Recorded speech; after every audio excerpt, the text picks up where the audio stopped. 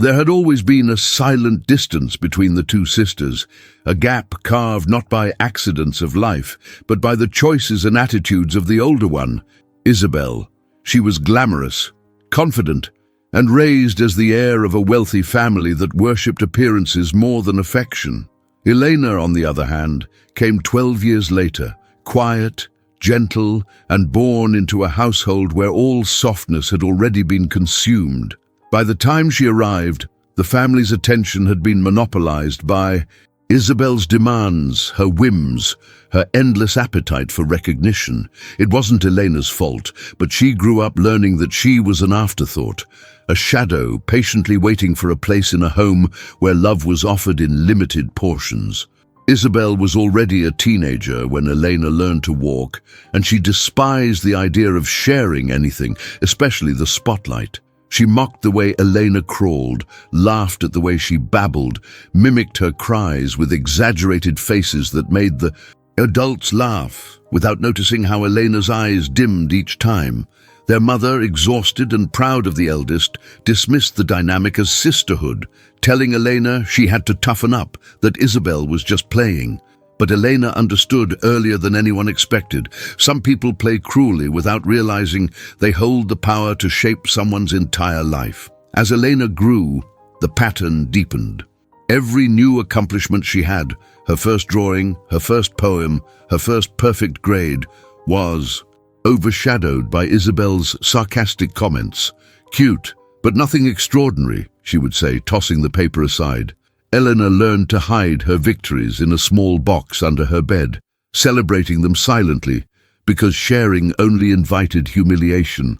Isabel, meanwhile, transformed into the perfect daughter, elegant, well-spoken, popular, the center of every room. Their parents adored her. Elena adored her too, in the way little sisters often do, until admiration slowly turned into a quiet, familiar ache. By the time Elena was 12, Isabel had already moved out to live with her wealthy fiancé in a white mansion with a pool that sparkled like polished glass. The house was a reflection of her personality, bright, modern, extravagant. Every time Elena visited, she felt small, as if stepping into a world where she didn't belong. Isabel's tone never softened. If anything, it sharpened. "Don't touch that. Don't sit there. Don't look so nervous. Honestly, Elena, why do you always look like you're about to cry?" She said these things casually, with a careless laugh, unaware or unconcerned with how deeply they cut. Elena didn't understand how someone with so much felt the need to take even more from someone who had so little, and yet she kept trying. Every Sunday, every holiday, every family gathering, she arrived with a small hope beating in her chest. The hope that maybe, just maybe, her sister would be kinder this time. But Isabel didn't change. She kept comparing, belittling, and making Elena feel like she was permanently stuck in a role she never auditioned for. It was during one of those quiet moments of humiliation that Elena understood something important, not about her sister, but about herself. She realized she didn't want to live her whole life longing for the approval of someone who had no intention of giving it. A soft strength began to settle inside her, a seed planted by years of pain. It wasn't anger, not yet. It was survival. And right here, before the story unfolds deeper, a soft whisper rises, the kind that fits naturally inside a narrative that touches hearts. Before we continue, if you enjoy emotional stories that feel too real to be fiction, take a moment to support this journey. A simple like, a subscription, it helps more than you imagine and keeps stories like this alive. Now, breathe with me, because what comes next begins to change Elena's fate forever. That afternoon, Elena sat on the edge of Isabel's pool, her feet barely touching the cold water while she waited for her sister to finish a phone call. She could hear the sharp, confident tone of Isabel's voice, the tone she used with everyone she considered beneath her. Elena watched the sun tremble over the turquoise water and wondered what it felt like to live a life where you never second-guessed your place in the world. She didn't envy the wealth or the pool or the marble tiles. She envied the certainty, the authority, the ability to walk into any room without shrinking. When Isabel finally hung up, she walked toward her with the elegance of someone who believed the world owed her attention. She didn't sit. She didn't smile. She simply stared at Elena, as if evaluating an object that no longer served a purpose. "You're quiet today," she said. "More than usual. Something wrong?" Elena swallowed the truth, as she always did. "No, I'm fine. You always say that, and you always look fragile. Honestly, Elena, at your age you should stop crying. Over everything. You make people uncomfortable." The words fell sharp and cold between them, but Elena didn't cry this time. Not because the comment didn't hurt, but because something inside her finally shifted. She stood up slowly, wiped her hands on her dress, and looked at her sister with a calmness Isabel didn't expect. That was the moment, the quiet moment, when fate began to turn, long before either of them realized it. Elena never liked birthdays, though not because she disliked celebrating life. As a child, she actually loved everything about them. The colors, the balloons, the smell of homemade cake, the feeling that for one day she mattered. But her sister, Isabel, had a talent for turning any moment of joy into a stage where Elena became the joke. The memory that had shaped her childhood the most still pulsed inside her like a wound that never quite healed. It didn't matter how many years passed. That moment remained carved into her bones. She was 8 when it happened. Her mother had prepared a small but heartfelt party in their backyard. Colorful ribbons, sweet lemonade, brigadeiros arranged neatly on a plate, and a beautiful cake with sugar flowers that Elena adored. She had spent the whole morning staring at the cake, imagining how it would taste, imagining everyone smiling at her for once. Then Isabel arrived. At 20 years old, she walked into the garden like a celebrity stepping onto a red carpet. High heels clicking against the stone path, hair-styled, expensive perfume trailing behind her, her dress shimmering subtly under the afternoon sun. She didn't look like she had come to celebrate a child's birthday. She looked like she expected the world to celebrate her, and maybe the world always had. People turned. They smiled wider. They whispered her name. Suddenly, Elena's party wasn't about Elena anymore. She watched silently as her sister absorbed all the attention without even trying. Still, she told herself it was fine. She tried to stay hopeful. It was her birthday, after all. Later, when it was time to open presents, Elena sat with a shy smile surrounded by the neighborhood kids. She carefully unwrapped the first gift, a simple blue notebook with tiny golden stars on the cover. Her heart warmed instantly. It was beautiful. It felt special. But before she could thank anyone, Isabel snatched the notebook from her hands. "This," she said loudly, flipping through the pages with a cold smirk. "You gave this to her. Elena won't use it. She never finishes anything. She starts 1,000 things and drops them all. Honestly, what a waste." Her voice echoed across the garden. Some children giggled. Others looked at Elena with pity, which somehow hurt even more. She felt her throat tighten, her eyes begin to sting. She reached out quietly for the notebook, but Isabel held it a moment longer, just enough to show everyone that she had the power to do so. Then she handed it back, as if returning something. "Worthless." "Don't worry, sweetheart," their mother whispered awkwardly. "Your sister is just playing." But even at 8 years old, Eleanor knew the truth. Isabel never played. She performed, and Elena was always the prop. When it came time to blow out the candles, Elena leaned forward, heart beating fast, one small wish forming inside her mind. But before she could even fill her lungs with air, Isabel swooped in and blew out the candles herself, laughing loudly as the adults clapped, assuming it was some adorable sisterly moment. Elena stood there holding the knife, her hands trembling as their mother encouraged her to go ahead and cut the cake. She didn't cry then. She saved her tears for later, behind a closed door, where she curled into a ball on her bed and wondered why her sister always had to take everything from her. That memory followed her like a shadow. And now, sitting by Isabel's shimmering pool all these years later, she felt the same old ache rise in her chest. Maybe that was why being around her sister still hurt. Isabel spoke to her as if she were trapped in time, as if Eleanor were forever that fragile girl she once overshadowed without mercy. But on this particular afternoon, something was different. Eleanor felt it quietly, like a small shift inside her ribs. As Isabel paced around with her phone in hand, barking instructions to someone on the other end, Eleanor noticed a tension in her posture, a stiffness she had never seen before. Her sister, normally so unshakable, looked uneasy, and for the first time in her life, Elena wondered if Isabel was crumbling somewhere behind that perfect facade. "You're not listening again," Isabel said sharply as she approached. "I'm talking to you." "I heard you," Elena replied softly. "Then answer me. You always look fragile." "It's exhausting." Elena stared at her, not with anger, not with the old fear, but with something steadier, something Isabel wasn't prepared for. "Why do you talk to me like that?" Elena asked. Isabel blinked, caught off guard. It had been years since anyone had challenged her tone. "Like what?" she said, folding her arms defensively. "Like I'm less," Elena whispered. "Like I'm here to absorb whatever frustration you don't want to face." The air cracked between them. Isabel opened her mouth, but no words came out at first.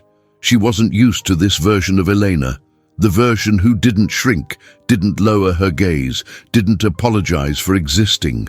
"Don't be dramatic," Isabel finally muttered. "You're always exaggerating." But Elena didn't flinch. She stood up slowly, the sunlight catching in her eyes as she faced the sister who had towered over her all her life. And in that instant, even without realizing it, she took her first step out of the role she'd been forced to play, a role she was finally ready to let go of. And fate was already watching. Elena didn't know whether it was courage or exhaustion that kept her standing there, facing her sister without lowering her eyes. But something had changed inside her, something subtle yet powerful, like a string finally snapping after years of being stretched too tight. Isabel must have sensed it too, because she turned away first, something she never did. She walked toward the sliding glass door of her perfect mansion, pretending she wasn't rattled, pretending Eleanor's words hadn't landed somewhere deep and inconvenient. Eleanor watched her go, feeling a strange mixture of sadness and relief. She didn't want a war. She never had. All she ever wanted was a sister, someone who could look at her without contempt, someone who could love her without conditions. But perhaps wanting love from someone who had no room for it was the first wound she should have let go of. The garden was quiet again. The pool water glistened, reflecting the sky like a giant mirror. For a moment, Eleanor stared at her own reflection, the soft lines of her face, the sadness in her eyes, the resilience. Blooming beneath it, she didn't look fragile anymore. She looked tired, but alive. More alive than she had felt in years. She sat down on a lounge chair and let the sunlight warm her skin, hoping the heat would melt some of the heaviness she always carried after seeing Isabel. She closed her eyes for a moment, listening to the distant sounds inside the house, the clinking of glass, the shuffle of expensive shoes on marble floors, Isabel's voice rising and falling as she continued her phone. "It calls." Everything in this place reminded Eleanor of her insignificance, yet strangely, today she didn't feel invisible. When she heard footsteps behind her, she assumed Isabel had returned with more comments, another jab disguised as advice, another reminder of her place, but the steps were slower, lighter. It was Isabel's husband, Daniel. He approached with a hesitant smile, one hand resting on his hip. "Hey," he said gently, lowering his sunglasses to see her better. "You okay?" Elena nodded, even though the truth was far more complicated. "Just thinking." "About Isabel?"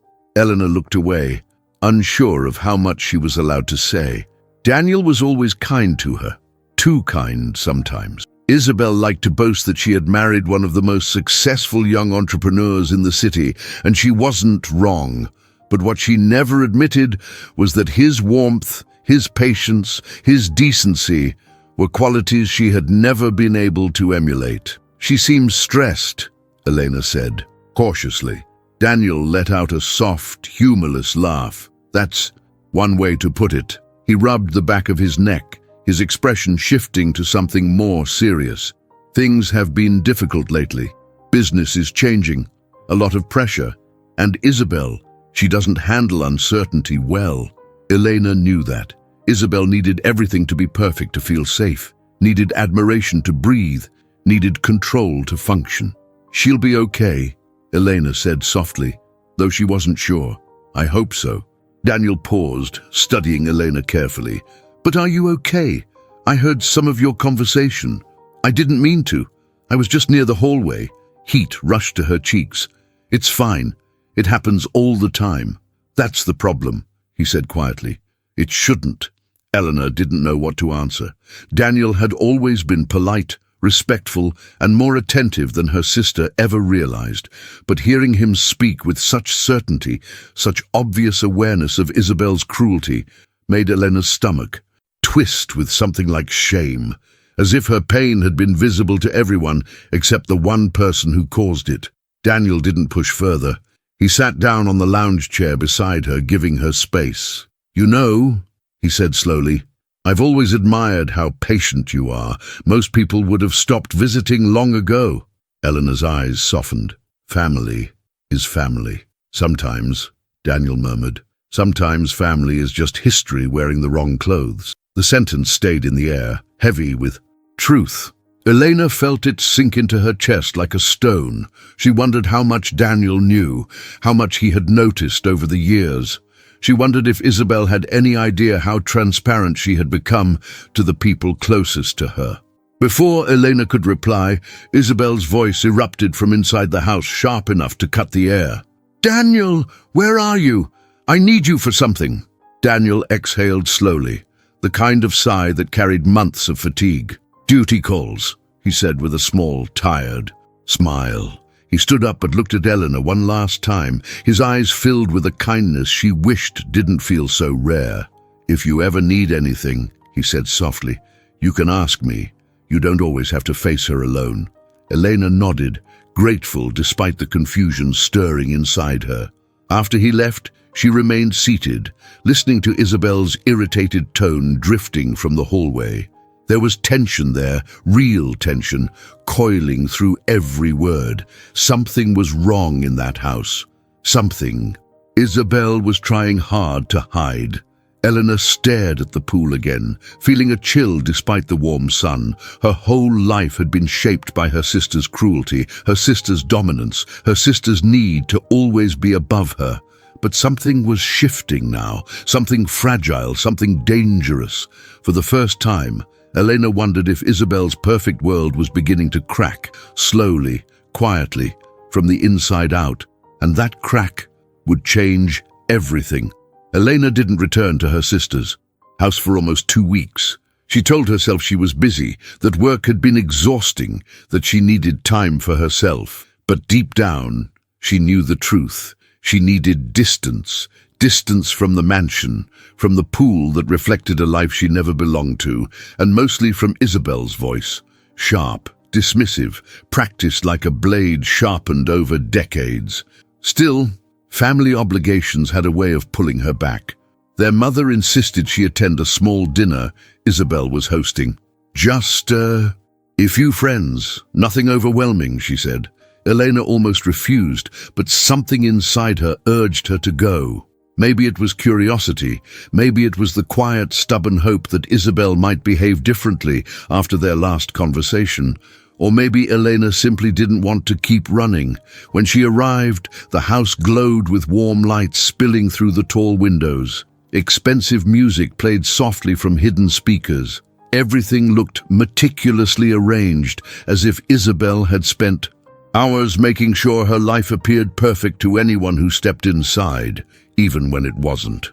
Elena walked through the door with a polite smile, but she could feel the tension almost immediately. Isabel greeted her with a kiss on the cheek that was too cold, too precise, too controlled. She was stunning as always, hair perfect, makeup flawless, dress fitted in a way that screamed wealth and effortlessness. But her eyes were restless. "You're late," Isabel said lightly, though the words carried weight. "Everyone's already here. I came as soon as I could," Eleanor replied. "Try a little harder next time." There it was, the familiar sting. But Eleanor kept her posture straight, her voice steady. "I'm here now. That's what matters." Isabel's jaw tightened for a split second before she turned to lead her inside. The dining room was full. Elegant couples, expensive laughter, glasses clicking together in choreographed celebrations. Daniel was standing near the head of the table, his smile warm, genuine even, but his posture stiff like a man trying to keep peace in a storm he felt coming. He waved at Elena, and she returned the gesture, grateful to see one kind face in the room. "Elena!" one of the guests exclaimed. "Isabel has told us so much about you." Eleanor's heart sank before the sentence even finished. Isabel rarely talked about her in ways that didn't involve embarrassment. "Oh, has she?" Eleanor asked with a soft, cautious smile. "Yes," the woman laughed. "She said you're the creative, emotional one, sensitive, always dreaming, always searching. It must be nice to have such freedom." Freedom. The word landed like a slap, masked behind a compliment. Isabel appeared beside the woman with a drink in hand and a smile that didn't reach her eyes. "Yes," she said. "Elena has always been delicate. You know how younger siblings are. They feel everything too much." The group laughed politely, and Elena felt heat rising in her chest. Delicate, sensitive, too emotional. Isabel used those words like chains. Daniel stepped in quickly. "I think being sensitive is a gift," he said. "People who feel deeply are the ones who really understand others." There was a brief silence. Isabel's smile faltered before readjusting itself. "Of course, darling," she said, taking his arm. "But Elena knows I'm just teasing." Elena didn't speak. She simply held her glass a little tighter, her fingertips turning white. She wasn't going to cry. Not here. Not in front of people who didn't know anything about her, but she felt the familiar swirl of humiliation building inside her chest. Dinner was worse. Isabel found small ways to remind Eleanor of her place, correcting her, finishing her sentences, laughing a second too loud at harmless mistakes, bringing up childhood stories that always ended with Elena embarrassed and Isabel victorious. At one point, while serving dessert, Isabel looked at Elena's plate and joked loudly, "Careful. Sweetie, you always used to cry when you couldn't finish your food. You might want a smaller slice." More polite laughter. Elena stared at her sister, unable to hide the flash of pain this time. They were adults, grown women, and still Isabel needed her to be the fragile one. But something unexpected happened. Daniel placed his hand gently on the table and said, "Isabel, maybe enough." The room went silent. Isabel blinked, stunned. She wasn't used to being corrected, especially not publicly. "I'm just talking," she said, her tone tight. "Yes," Daniel said calmly, "but sometimes talking becomes hurting, and Eleanor hasn't said a single unkind thing all night." For the first time that evening, someone defended her. Someone cut through Isabel's performance, and Elena felt a wave of gratitude wash over her. Warm, startling, confusing. Isabel's jaw clenched, her pride bruised. She lifted her chin, straightened her shoulders, and forced a smile. "Of course, you're right. Let's just enjoy the evening." But beneath the surface, Elena could feel something dangerous simmering inside her sister. That tiny crack in Isabel's facade, Daniel standing up for Elena, had struck deeper than anyone realized. After the guests left, the night ended abruptly. Isabel disappeared into her room without saying goodbye. Daniel apologized softly to Eleanor near the door, though she wasn't the one who needed comforting. She thanked him anyway, before stepping out into the cool night air. As she walked to her car, Elena felt a subtle shiver run through her.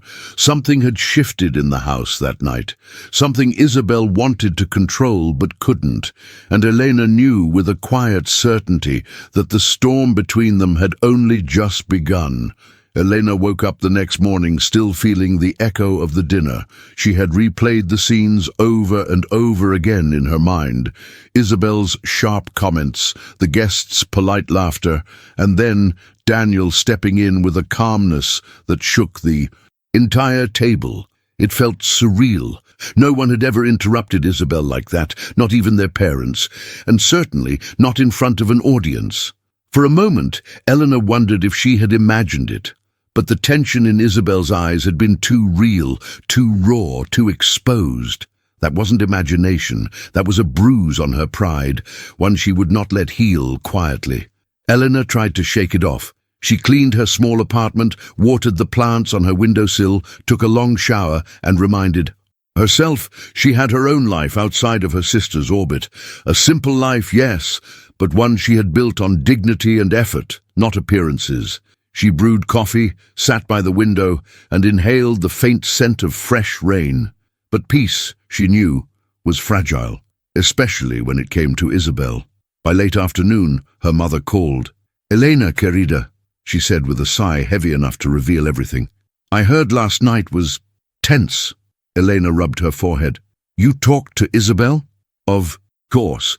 She was very upset. She said Daniel embarrassed her in front of everyone. She thinks you encouraged him." Elena froze. "What? I didn't say anything to him." I know," her mother said quickly, "but Isabel doesn't see it that way. She feels threatened." "By me?" Elena laughed softly, incredulously. "That's absurd." Her mother hesitated. "You know how your sister is. She always needs to feel in control. Daniel taking your side, well, it made her feel exposed." Eleanor closed her eyes. She could already sense where this was going. "She wants me to apologize, doesn't she?" There was a pause, then a resigned exhale. It might help calm things down. Eleanor's chest tightened. All her life she had apologized for simply existing. Apologized to maintain peace she never received in return. Apologized to a sister who had taken joy in diminishing her. "No," Elena whispered. "Not this time." Her mother said nothing, but Elena could feel her disappointment through the silence. "I just want you two to get along," her mother added weakly, before hanging up. After the call, Elena stood at the window, watching cars drift by like shadows. Was it her job to fix what she didn't break? She wasn't a child anymore. She couldn't keep bending so Isabel wouldn't snap, but fate had already decided to test her again. 2 days later, Isabel invited her to another gathering, this time more formal, more polished, more visible. Eleanor almost declined, but something in her gut insisted she go. She felt a pull, an intuition that this night would reveal something she needed to see. The mansion was glowing again, this time brighter. Lights outlining the terrace, candles flickering beside the pool, soft golden lanterns floating on the water. It looked like a picture from a magazine, the kind of setting Isabel adored because beauty gave her power. Elena walked in with careful steps. This time, Isabel didn't greet her at the door. Instead, she was already entertaining a group of elegant-looking guests, her laughter ringing out louder than usual, as if she were trying too hard. Daniel was setting dishes on the long table outside. He gave Eleanor a warm smile. "Glad you came," he said quietly. "She's been different." Eleanor nodded. She could feel it. Isabel's smile was too sharp, too stretched, like a mask tightening around her face. The dinner began smoothly, too smoothly. Every detail was perfect, almost rehearsed. The wine, the music, the conversation, the timing of every dish. Elena felt like she was watching Isabel perform a role she had perfected long ago. But she also sensed the tension underneath it. It buzzed in the air, waiting, and it came. When dessert arrived, Isabel tapped her glass with a spoon. "Before we finish," she announced brightly, "I want to share something amusing about our dear Elena." Elena's stomach dropped. Daniel looked up sharply. "Isabel," but her voice cut through his like polished steel. "Relax, darling. It's just a story." She smiled at the guests, a practiced expression of charm and superiority. You see, when Eleanor was younger, she had this habit of crying during the smallest things. If she dropped a pencil, tears. If she didn't get the seat she wanted, tears. Even if she didn't finish her food, tears. The guests chuckled softly, but Isabel wasn't done. And just last week, she continued, she called me all upset because I didn't call you, Elena said calmly, interrupting for the first time in her life. The entire table went still. Isabel blinked, her smile cracking. Excuse me? You're making things up, Eleanor said, her voice steady. I didn't call you. You're lying. Isabel's face flushed, red, furious, humiliated. How dare you? How dare you use me as entertainment? Eleanor whispered, her tone not loud, but sharp enough to silence the night. The air vibrated with tension. Daniel reached for Isabel's arm, but she pulled away. For the first time, Eleanor didn't shrink, didn't apologize, didn't accept the role Isabel always forced her into, and everyone saw it. Something irreversible had happened. The performance was broken, and Isabel's mask was beginning to fall. After the dinner, the air in the mansion felt charged with something sharp and electric, as if the walls themselves had witnessed a performance gone painfully wrong. Isabel stood frozen at the end of the table, her chest rising and falling in quick, shallow breaths. Her eyes, usually full of arrogance and certainty, trembled with something darker, rage shaken by humiliation. Elena didn't wait for anyone to speak. She simply placed her napkin beside her plate and rose from her chair with a quiet dignity that made Isabel's fury burn even hotter. I'm leaving, Elena said softly. The words sliced the silence cleanly. No shouting, no drama, just a declaration that echoed louder than any fight they could have had. Elena, wait, Daniel said, stepping forward.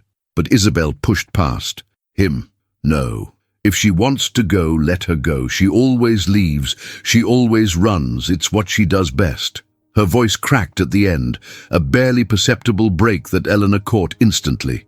But Eleanor didn't let herself be pulled back into old roles. She didn't apologize. She didn't defend herself. She simply walked out. Behind her, she heard Daniel say something under his breath, and Isabel snapping back with a brittle tone, like glass under pressure. Then the door closed behind Elena, and the heavy breeze of the night finally reached her face. For a few seconds, she stood outside the mansion, staring at the glowing windows reflecting off the quiet pool. The same pool where she had once sat wishing for a sister who saw her, not as competition, not as a target, not as amusement, but as family. It was foolish, maybe, but the ache was still there. A car door opened behind her. She turned. Daniel was approaching slowly, as if not wanting to startle her. Elena, he said gently. Are you all right? I'm fine, she lied. Just tired. Anyone would be tired after what happened. He paused, expression serious. What Isabel did wasn't okay. You know that, right? Elena managed a small smile. I know. And thank you for speaking up. He nodded. I know it cost her something to hear me do it, but someone had to. Eleanor appreciated the sincerity, but she also felt the danger in it.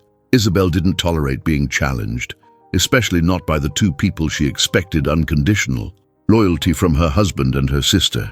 She'll blame you, Elena said softly, and she'll blame me even more, Daniel sighed. She's under a lot of pressure, more than she admits. Elena lifted her gaze.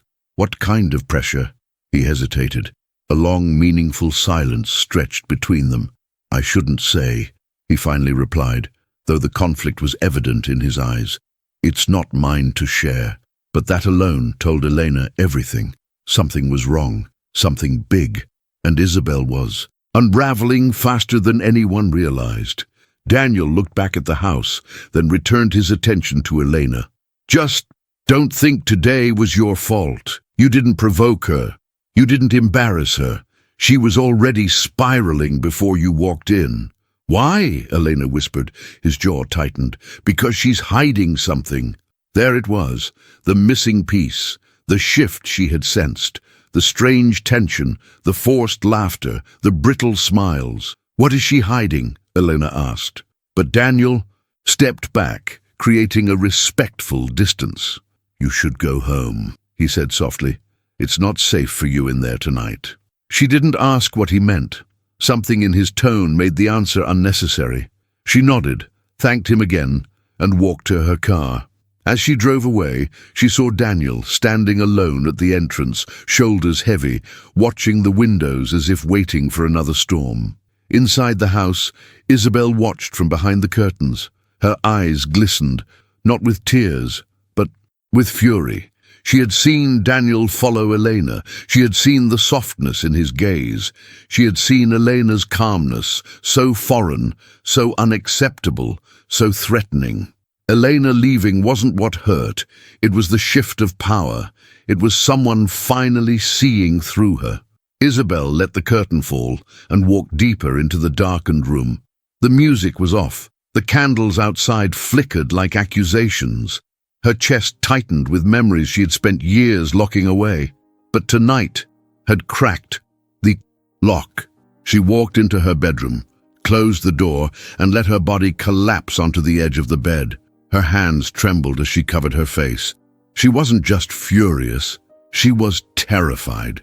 Because the secret she carried, the one Daniel refused to reveal, the one she thought she could bury with perfection and control, was growing heavier. And Eleanor, whether she knew it or not, was getting dangerously close to it. Across the city, Eleanor sat in her small apartment, staring at the wall, replaying every moment of the evening, every breath, every word, every shift in her sister's expression. And though she didn't know the details, she felt it in her bones. Isabel's world was beginning to collapse. And Elena was no longer the kind of woman who would be crushed underneath it. Fate was moving, silent, slow, inevitable, and the balance between the sisters was about to change forever. Elena woke up the next morning feeling as though the world had shifted overnight. There was a heaviness in her chest she couldn't name, not quite sadness, not quite fear, something in between, the kind of feeling that comes when life is trying to tell you that something big is coming, something you can't avoid or ignore. She brewed tea, stared out the kitchen window and tried to shake off the lingering emotions from the night before.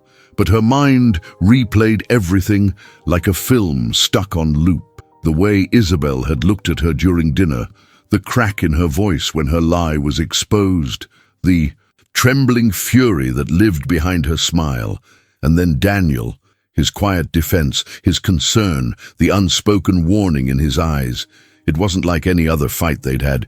It felt final, or like the beginning of something that had been waiting in the shadows for years. Around noon, a message arrived on her phone, not from her mother, not from Daniel, from Isabel. "Come to the house this afternoon. We need to talk." No greeting, no explanation, just an order. Elena stared at the message, her heart thumping with a mix of dread and curiosity. Isabel never asked to talk. Isabel demanded to be obeyed. Yet this message felt different, sharp, desperate, almost brittle. Elena almost didn't go, but then she remembered Daniel's warning. "It's not safe for you in there tonight." Tonight had passed. Daylight now filled the world. And the truth was, Elena wanted answers. She was tired of being kept in the dark. She arrived at the mansion around 4 in the afternoon. The sun cast golden reflections across the pool, and the house looked deceptively peaceful, like nothing inside it had begun to unravel. Still, Elena sensed the tension before she even stepped out of the car. Isabel opened the door before she could knock. Her sister looked fragile. It was the first time in Elena's life she had ever used that word for Isabel. Her makeup was perfect, as always, but her eyes were swollen, her expression hollow, her smile non-existent. "Eleanor," she said, stepping aside. "Come in." Her voice was thin, stripped of its usual dominance. Elena followed her into the living room, which felt strangely cold despite the afternoon sun flooding the windows. Isabel sat down on the couch, but didn't motion for Elena to do the same. She folded her hands, looked at them, and breathed out shakily. "You embarrassed me," she said quietly. Elena blinked. "Isabel, you embarrassed me first, in front of everyone." "I was just joking." "It wasn't a joke." For the briefest moment, something flickered across Isabel's face. Shame, maybe, or fear. But it disappeared quickly, replaced by a defensive glare. "You've changed," Isabel whispered. "You think you can talk to me like that? You think you can challenge me in front of my friends? In front of my husband?" Eleanor swallowed. "I'm not challenging you. I'm standing up for myself." "That's the same thing," Isabel snapped. There it was, the truth, finally spoken without a mask. To Isabel, Eleanor defending herself felt like rebellion, and rebellion felt like betrayal. "Isabel," Elena said softly, "Daniel told me you're under a lot of pressure, that something is happening. If you're going through something, you can talk to me. I'm not your enemy." "My God, Elena, stop acting like a saint," Isabel spat, but her voice cracked again. "You think I want your pity? You think I need your help?" Elena shook her head. "I think you need someone, anyone, and I don't," Isabel interrupted, rising from the couch with sudden agitation. "Don't you dare pretend you understand my life." She walked toward the window, staring out at the pool with trembling hands. The sunlight created a halo around her, but the effect only highlighted how lost she looked. "You want to know why I'm stressed?" she said, her voice lowering, trembling. "You really want to know?" Elena stepped closer but kept distance. "Yes," Isabel laughed, a sharp, bitter sound. "Fine, I'll tell you." She turned around abruptly, her expression raw, exposed. "Daniel is leaving me." The words landed like a stone thrown into still water, breaking the silence, breaking the illusion of perfection, breaking everything Eleanor thought she knew. "What?" Eleanor whispered. "He didn't say it outright," Isabel said, pacing now, hands shaking. "But I can feel it. I know him. I know when something is changing. He's distant, cold. He barely looks at me anymore." "Isabel, marriage is complicated. Maybe he's just stressed." "No," she snapped. "It's not that. It's everything. The business failing, the debts, the constant pressure. And then you." Elena froze. "Me? You," Isabel repeated, as if the word itself tasted bitter. "He sees you. He listens to you. He defends you, and I can't stand it." There it was. The real wound, the real fear, the real jealousy. Isabel's cruelty had always been rooted in one thing: insecurity. "I'm not taking anything from you," Elena said, voice trembling despite her calm. "I don't want Daniel. I don't want your life. I just want respect." Isabel let out a shaky breath and pressed her fingers against her temples. "You don't understand, Elena. You never understood. I have to be perfect. I have to be admired. I have to be envied. It's all I have." Elena swallowed hard. "Isabel, you have me." Her sister froze. The silence that followed was so heavy it felt like gravity itself had deepened around them. But instead of softening, Isabel stiffened. Her face hardened into the familiar mask of pride, the one she knew how to wear better than any emotion. "No," she whispered. "No, I don't." And then slowly she lifted her chin, her eyes turning cold again. "Get out, Elena." Elena's breath caught. "Isabel, I said get out." There was no point arguing, no point staying. Elena walked to the door, heart aching in a way she had never let herself feel. She paused at the threshold, wanting to say something, anything, to reach the version of her sister who had just been standing there, vulnerable and afraid. But Isabel was already rebuilding her walls, so Elena left. And behind her, Isabel's carefully constructed world continued to crack, quietly, dangerously, inevitably. Elena drove home with her hands trembling on the steering wheel. Isabel's words, "Get out," echoed in her mind like a door slamming shut. She didn't know why those two small words hurt so much. Maybe because for a brief moment she had seen her sister as human, broken, scared, fragile. And then that softness vanished the second pride returned. Elena reached her apartment and closed the door behind her.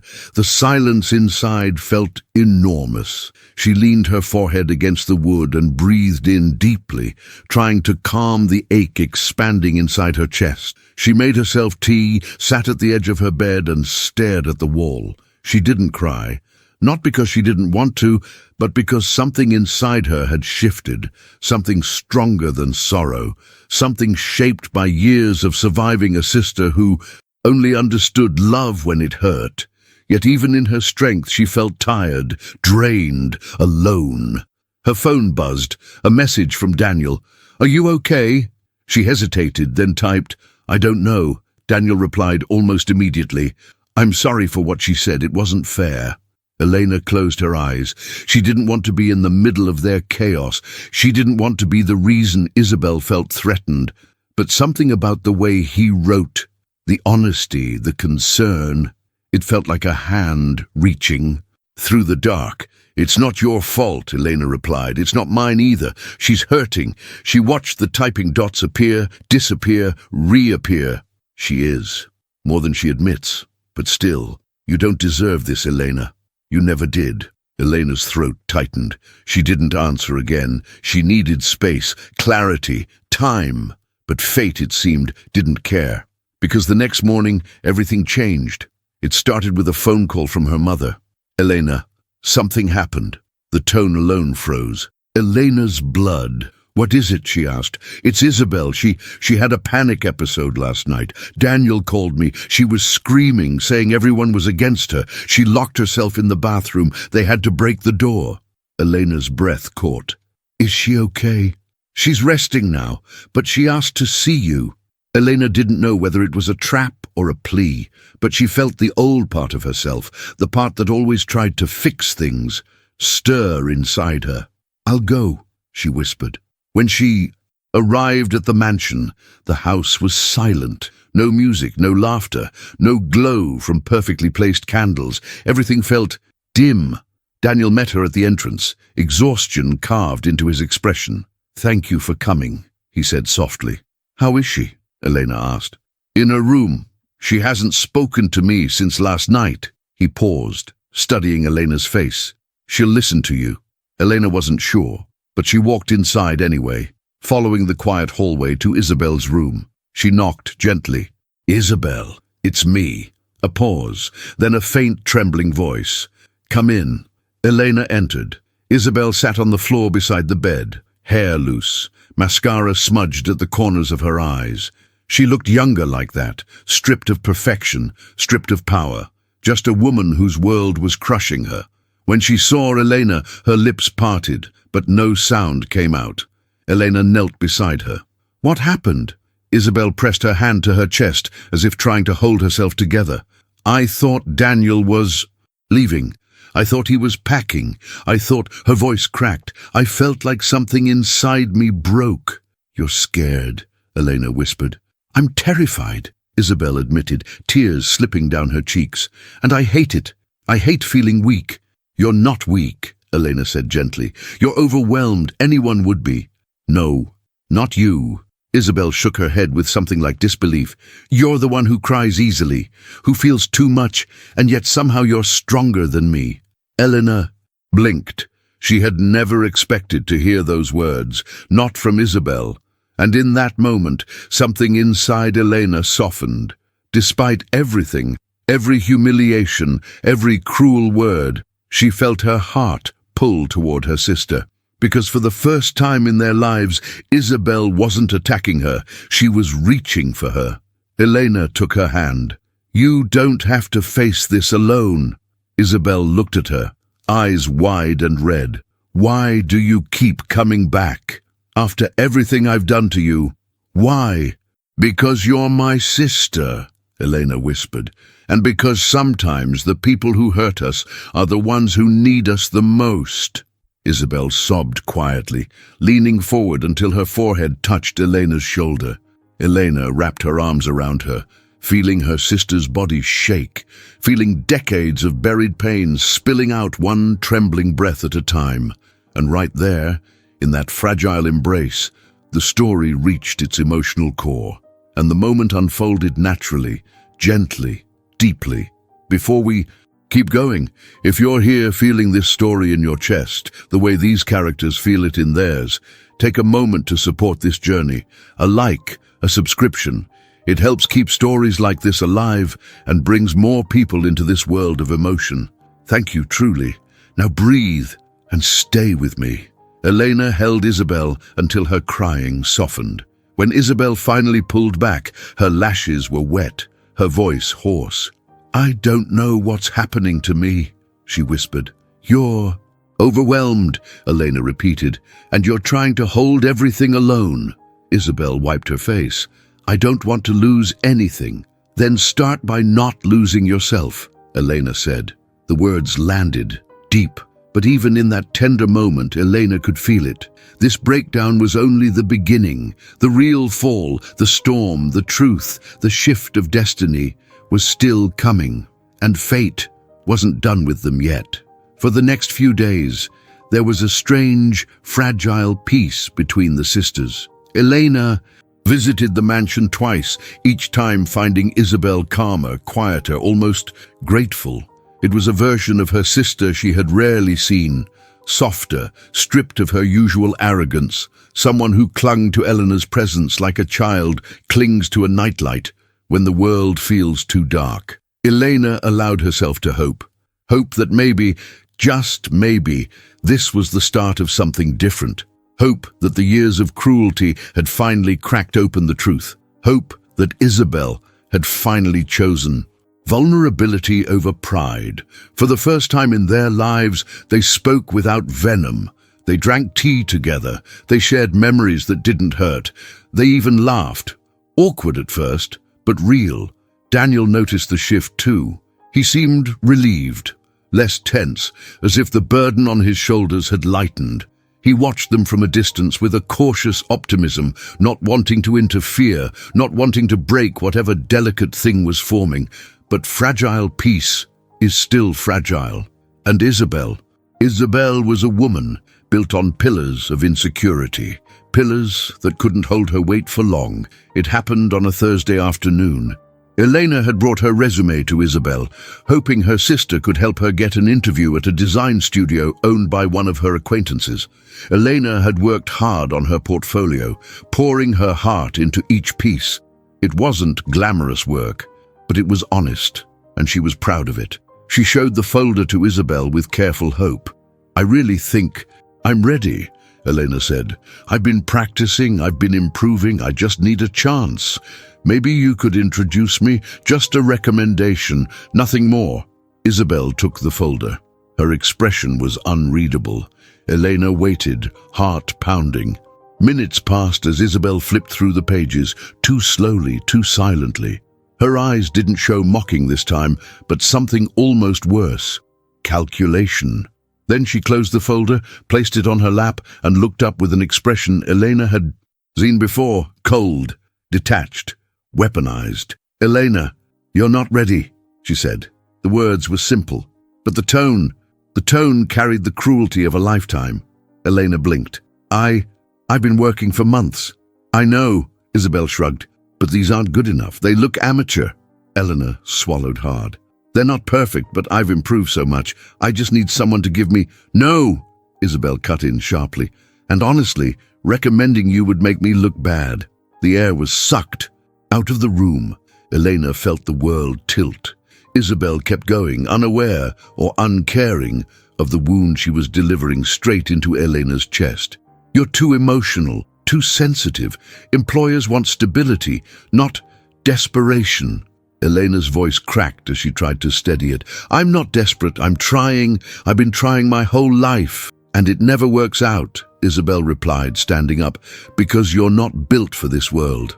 And I can't risk my reputation just to protect your feeling. There it was. The old Isabel. The familiar cruelty, the blade hidden behind elegance. Elena stepped back, her breath shaking. I thought we were getting better. We were, Isabel said calmly, until you made me feel small.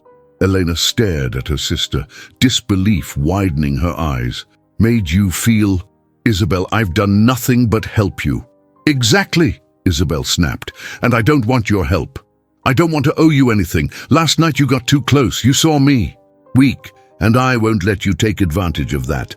Eleanor felt her chest tighten. I wasn't taking advantage. I was being your sister. You're not my equal, Isabel whispered coldly, stepping closer. You never were. The The words shattered something inside Elena that had held on for far too long. She picked up her portfolio with trembling hands. One of the pages slipped out and fell to the floor. She bent to pick it up, but her fingers shook so much she missed it twice.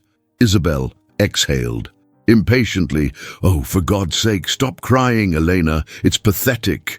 Elena wasn't crying, not yet, but the humiliation, the shame, the deep, old hurt surged like a wave threatening to pull her under. "I'm not crying," she whispered. "I'm just disappointed." "Don't be. I'm only being honest," Isabel said, turning away as if the conversation were over. "You should thank me." Elena stood still, portfolio clutched to her chest. Thank her. Thank her for killing the one dream Elena had been brave enough to share. Something inside her broke, not in the fragile way of her childhood, not in tears, not in shame, but in a quiet, powerful shift, a breaking that created space for something new, strength. She walked toward the door, but before leaving, she looked at Isabel one last time. "You didn't have to hurt me," Elena whispered. "Not today, not after everything." Isabel didn't turn. "I did what needed to be done." Elena stepped outside, and only when the door closed behind her did she let the tears fall, not because she believed Isabel's words, but because some wounds still bleed even when the heart grows stronger. She sat in her car, portfolio on her lap, tears blurring the pages she had poured her soul into, and right there, in the quiet of the driveway, she whispered to herself, "I won't let her break me again." Her voice trembled, but the promise stood tall, because Elena didn't know it yet, but fate was already preparing its next move, and her sister's cruelty was about to backfire in ways neither of them could imagine. Elena didn't remember the drive home. She remembered gripping the steering wheel so tightly her knuckles went white. She remembered blinking through tears that she refused to let fall until she reached the safety of her small apartment. She remembered the echo of Isabel's voice. "You're not my equal.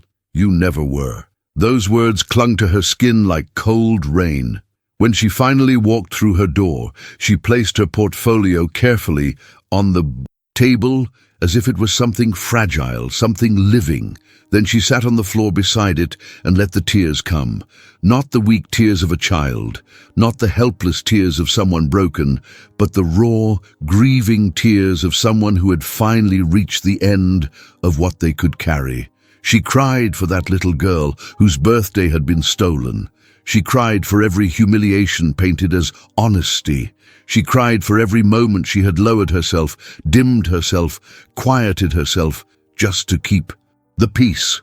But most of all, she cried for the hope she had allowed herself to feel these past few days. Hope that Isabel could change. Hope that love between them was possible. When the tears finally slowed, she wiped her face, stood up, and walked to the mirror. Her eyes were red, her cheeks flushed, but something in her expression had hardened, not into anger, but into clarity. She whispered to her reflection, voice steady, "I'm done letting her hurt me." She meant it. She felt the truth of it vibrating in her bones. Her phone buzzed. She ignored it, then buzzed again and again. Finally, she checked. 10 missed calls. Mom, 4 missed calls. Daniel, 1 message. "Daniel, please answer. Isabel is spiraling." Something happened. Elena closed her eyes. She cared about her sister. She always had, but she could not walk back into the fire she had barely escaped from. Not now. Not like this. She texted back, "I can't talk right now. I need space." Daniel replied instantly, "I understand.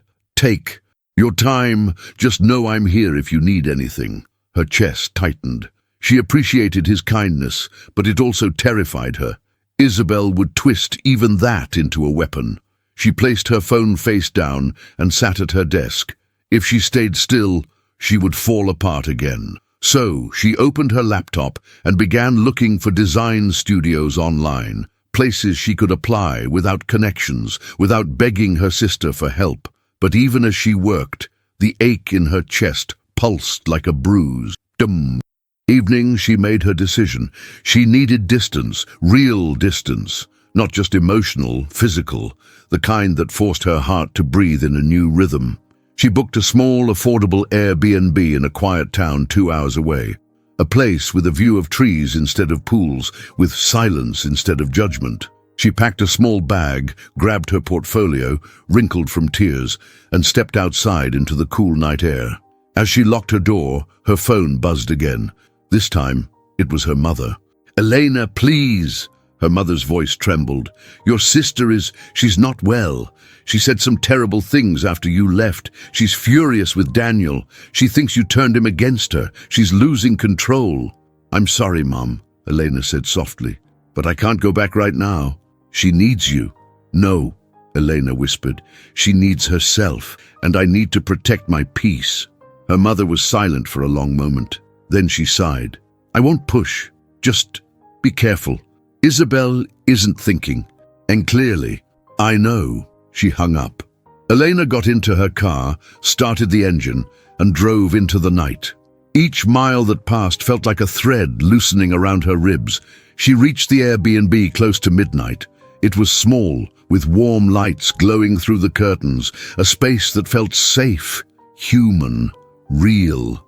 She took a deep breath and stepped inside. The silence welcomed her.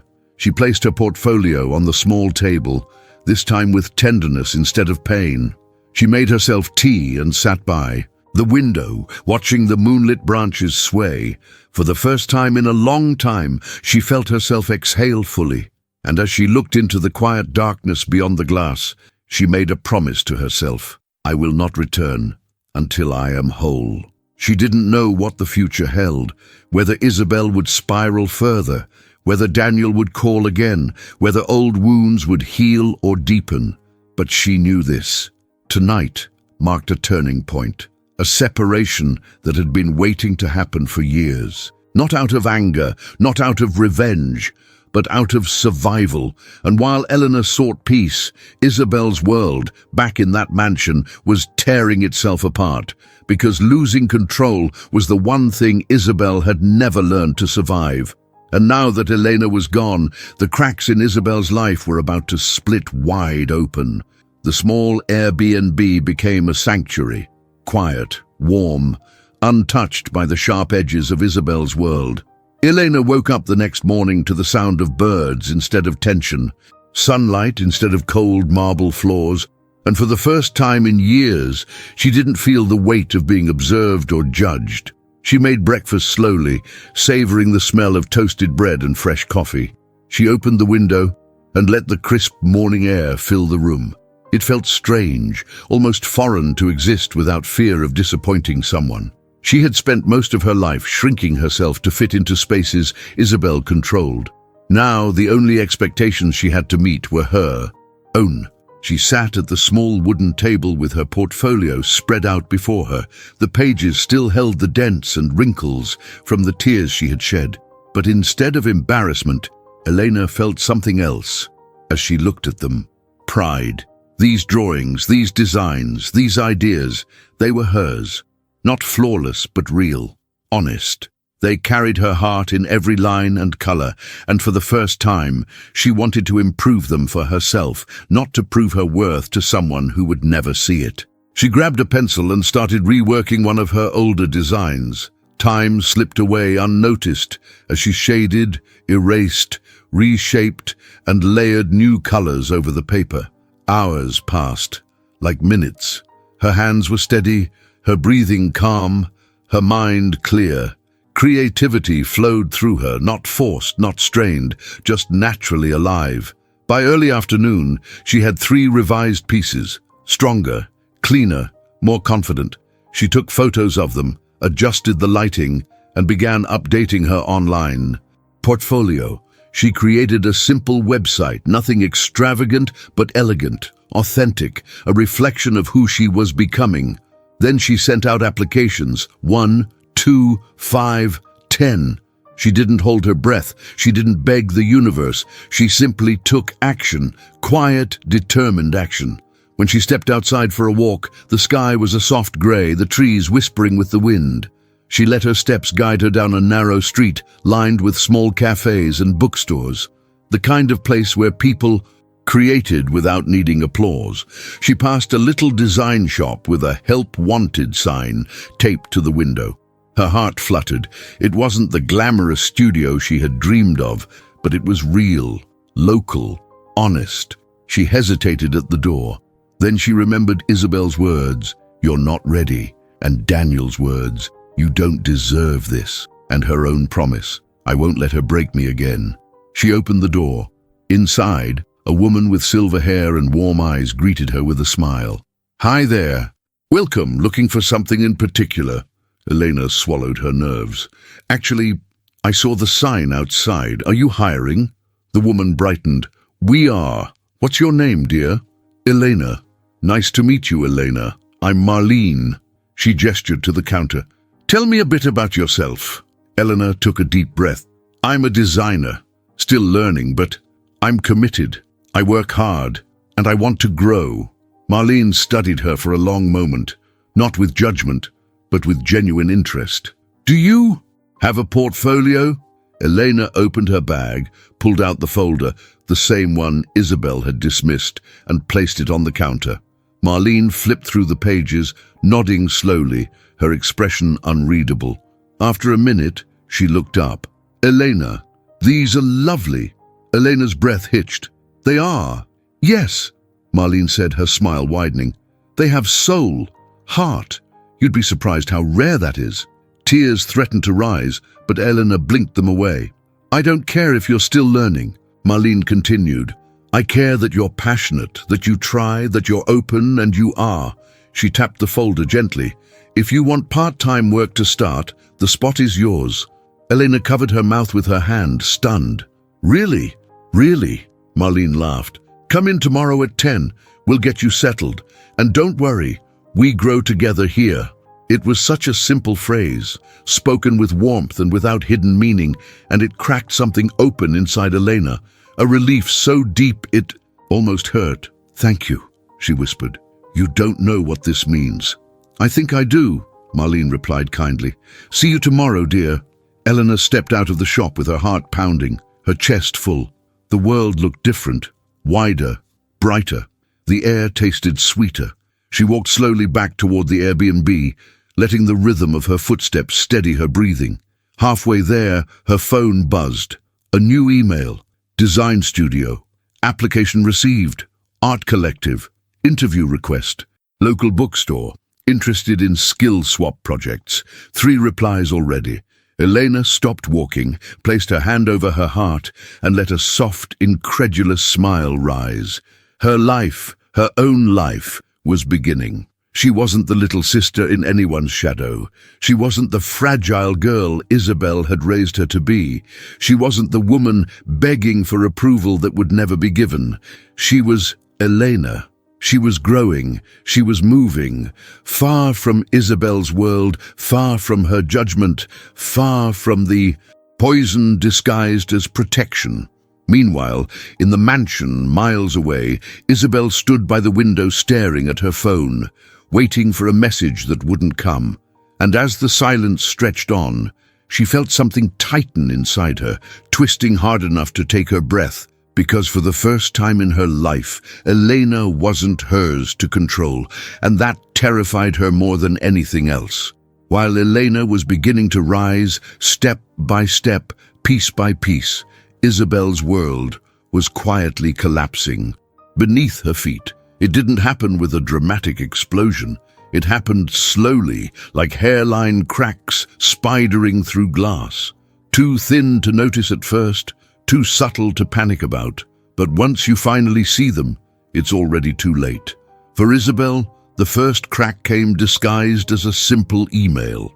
She was sitting at her marble kitchen island, scrolling through messages on her tablet while sipping her morning smoothie. Her eyes were tired, her skin pale under flawless makeup, but she ignored the signs. She always ignored the signs. Image was everything. Perception was survival. Then she opened the email.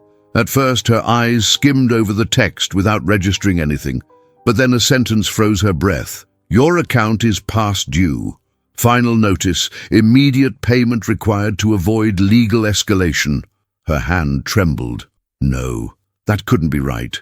She checked the sender, checked the date, checked the account number. It was real. Her heart thudded painfully. She clicked another. Email, then another, then another. Each message felt like a punch. Declined payment, account overdue, request for conversation about outstanding debt. Isabel's chest tightened. Her smoothie glass slipped slightly from her fingers. This couldn't be happening. She had always been in control, always on top of her finances, always aware of every detail, or at least she believed she was. Her phone buzzed. It was Daniel. She hesitated. Her thumb hovered over the screen. She almost declined, but she answered. "Isabel, we need to talk," Daniel said without any preamble. Her grip tightened. "About what?" "The partnership," he said. "It's failing. We've known that for months." "You told me it was temporary," Isabel snapped, heart pounding. "You told me the business would stabilize." His silence confirmed everything she feared. "We're in trouble, Isabel," he said quietly. "Real trouble." Isabel's breath shook. "Why didn't you tell me sooner?" "I tried," he said, "every week, but you were too busy hosting dinners, too busy pretending everything was perfect. Every time I mentioned finances, you shut down or changed the subject." "That's not fair," she whispered. But it was. Deep down, she knew it was. "You didn't want the truth," Daniel added more softly. "You wanted the illusion." Isabel pressed her palm to her forehead. "What are you saying? How bad is it?" Daniel exhaled heavily. "We could lose the house." The words landed like shattered glass hitting marble. Isabel's whole body went cold. "The house," she whispered. "No, no, Daniel, that's not possible." "It is," he said gently. "We overspent, we overextended, and the partnership collapse hit harder than expected." Isabel's pulse raced. She looked around. The pristine kitchen, the gleaming counters, the cold beauty of the mansion she used as armor. "Our image," she began. "Isabel," Daniel interrupted with a voice no longer patient. "Our marriage is drowning because we cared more about image than truth." She froze. He had never spoken to her like that, not once, and a new fear coiled inside her chest. "Are you leaving me?" she whispered. "I don't want to," Daniel said, voice heavy. "But I can't keep living like this. I can't keep reaching for someone who pushes me away every time I try to help." Isabel felt her throat close. "I'm not pushing you away. You push everyone away," he said gently, "especially your sister." Her heart stopped. "Elena has nothing to do with this," she said quickly. "That's where you're wrong," Daniel murmured. "She became the target of your fear, your insecurity, your anxiety. Instead of asking for help, you punished her for being the one person who still cared." Isabel's eyes burned. "I don't—" "Isabel," Daniel said. "You hurt her. Again." And she finally walked away. "And I don't blame her." She wiped a tear angrily. "I didn't ask her to leave." "No," he agreed softly. "You pushed her out." Her voice collapsed in a whisper. "I don't know how to fix this." "You start by telling the truth," Daniel said, "to yourself and to her." He hung up gently, not angrily, not abruptly, just gently, the kind of softness that feels like goodbye. Isabel set her phone down with shaking hands. The world around her blurred. She looked at the house, once a symbol of everything she had built, and felt something crack deeper inside. She stumbled to the living room and sat on the couch, folding in on herself, hands trembling uncontrollably. She had spent her entire life climbing a ladder that wasn't even hers. She had starved herself for perfection. She had hurt her sister to avoid facing her own weaknesses. And now, the life she fought so hard to protect was slipping through her fingers. She pressed her forehead against her knees and let a small sob escape, a sound she had never allowed herself to make. For the first time in her life, Isabel wasn't the powerful sister, or the admired woman, or the one in control. She was simply human and terrified. She wondered where Elena was now, whether she was thinking of her, whether she had finally found peace. And as Isabel hugged her own elbows, shaking, she whispered into the quiet, "Elena, where are you? I need you." But the silence answered back, because Elena, miles away, was finally beginning to live. and Isabel was finally beginning to fall. Isabel barely slept. The night passed in fragments, moments of pacing across the cold marble floor, moments of sitting in the dark, staring at nothing, moments of covering her face with both hands as if she could physically hold her life together. By sunrise, she looked like the ghost of the woman she was trying so desperately to be. But even ghosts have to face the world. She had a charity brunch that morning, an event she organized every year, the one where she stood before cameras, smiled perfectly, and pretended her life was a portrait of elegance. She considered canceling. She almost did, but pride pushed her forward. Pride and fear of what people would say if she disappeared. So she dressed, a flawless cream dress, gold earrings, the necklace Daniel bought her years ago, hair curled, makeup precise, heels high enough to make her appear unshaken. When she looked in the mirror, she saw the image she had mastered, composed, glowing, untouchable, but beneath the makeup, her eyes were cracked porcelain.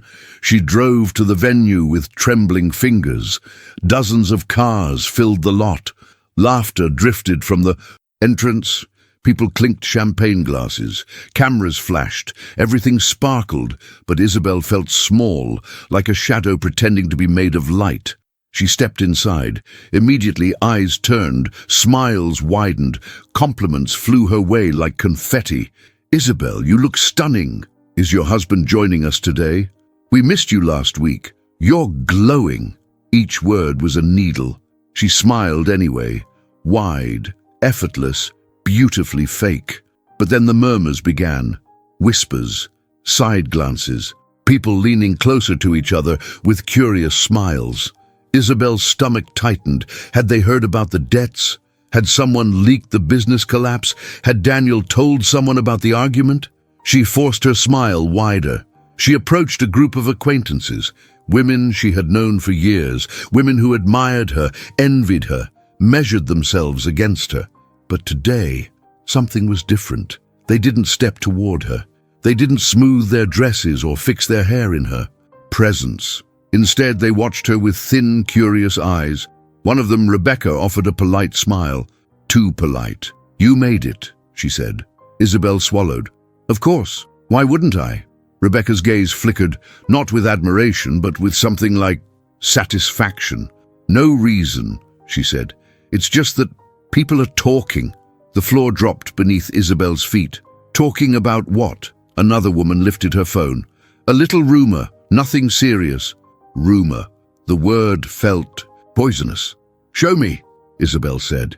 The woman hesitated, then handed her the phone. There it was, a social media post. Public, bold, spreading fast.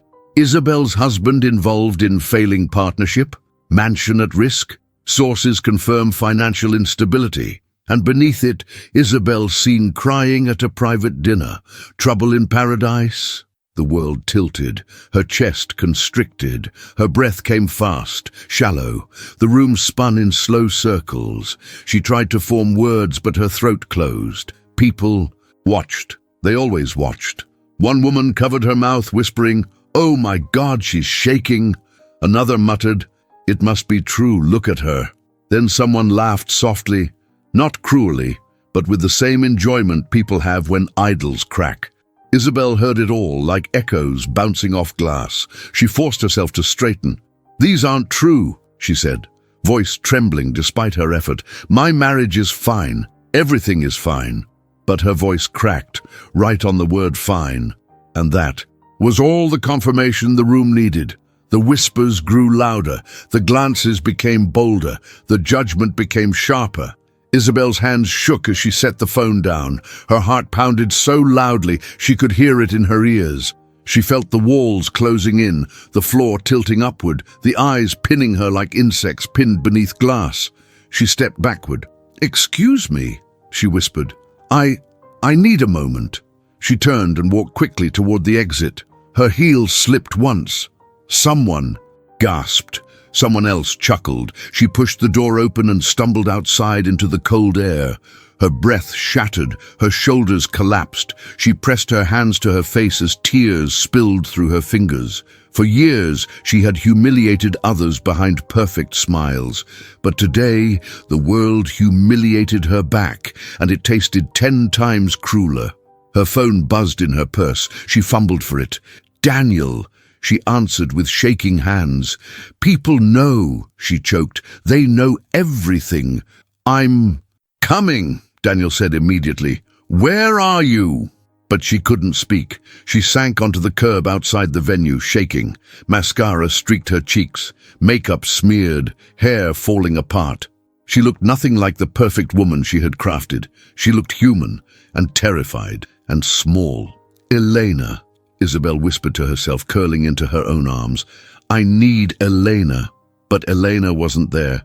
She was miles away, finally building a life without chains. And Isabel, for the first time, had to face the consequences of all the cruelty she had sown, alone. It had been hours since the charity brunch disaster when Isabel finally made it home. She didn't remember the drive. She didn't remember getting out of the car. She didn't remember walking across the marble floor or turning off the lights or locking the door. Everything happened in a blur, like her body was moving, but her mind was still stuck outside, on the curb, crying with mascara-stained hands. She climbed the stairs slowly, gripping the railing to keep herself upright. The mansion felt suffocatingly silent, not peaceful, empty, too empty. She had built a kingdom of glass and gold and image, and now every room reflected the same truth. There was no one here to protect her from herself. She reached her bedroom and sat on the edge of the bed. Her reflection stared back at her from the mirror, makeup smeared, hair tangled, eyes red and swollen. She looked nothing like the polished woman who had left the house in the morning. Nothing like the woman the city admired. Nothing like the sister who mocked Elena's softness. She looked breakable, and she hated it. Her phone buzzed. A message. She fumbled for it, expecting Daniel. But it wasn't him. It was a number she didn't recognize. A headline. Someone had posted a photo of her outside the event, crying, mascara streaking down her cheeks, sitting on the curb like her world had collapsed. Isabel Taylor breaks down in public? Trouble behind the perfect life? Her breath caught. She felt faint. Her fingers went numb. She dropped the phone. It hit the floor with a dull thud. "No," she whispered, voice shaking. "No, no, no." The image was already circulating. Her humiliation was now public property. Her throat clenched so tightly she could barely breathe. She stumbled to the bathroom, splashing cold water on her face, but even the water couldn't wash away the panic clawing at her chest. She pressed both hands to her reflection. "What have I done?" She whispered to the woman staring back. "What have I become?" The silence answered. She sank to the floor, wrapping her arms around her knees, and for the first time in as long as she could remember, she allowed herself to sob without trying to silence it. She cried for the image she'd destroyed, for the life she couldn't control, for the marriage slipping through her fingers, for the sister she'd pushed away. Most of all, she cried because she finally understood the truth. She was alone, and she had created that loneliness herself. Minutes passed, or maybe hours. She didn't know. Time felt foggy, useless. Her phone buzzed again, somewhere on the floor. She crawled toward it slowly, each movement heavy, as if the air itself resisted her. It was Daniel. She answered with a trembling voice. "Where are you?" "I'm on my way," he said softly. "I saw the photo. I'm sorry." "Everyone saw it," she whispered, her voice cracking. "They're laughing at me. They're saying horrible things. I can't breathe, Daniel. I'm almost there," he said gently. "Hold on for me." But Isabel shook her head, even though he couldn't see it. "I don't want you to see me like this." "Isabel." She hung up. She didn't know why. Maybe because she didn't want pity. Maybe because she didn't want comfort from a man she feared she had already lost. Maybe because there was only one person in the world whose voice she needed to hear. One person who had seen her break before and didn't use it against her. One person who once held her while she cried, even after being hurt by her. Elena. Her pride screamed at her not to call. Her fears screamed that Elena wouldn't answer. Her shame whispered that she didn't deserve forgiveness. But desperation drowned them all. With shaking hands, Isabel scrolled to her sister's contact. Her thumb hovered over the call button. She squeezed her eyes shut, swallowing what remained of her pride. Then she tapped. The phone rang. Once, twice, 3 times. Isabel's. Breath hitched, believing, certain, that Elena wouldn't answer. Then, "Isabel?" Elena's voice, soft, tired, but there. Isabel's chest crumpled. I didn't know who else to call." A silence. Warm, not cold.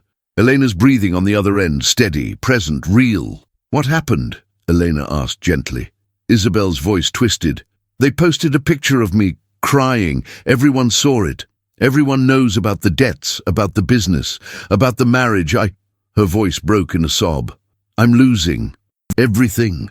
Elena closed her eyes. She had every right to say, "You pushed me away." Every right to say, "This is what you did to me for years." Every right to turn her back. But she didn't.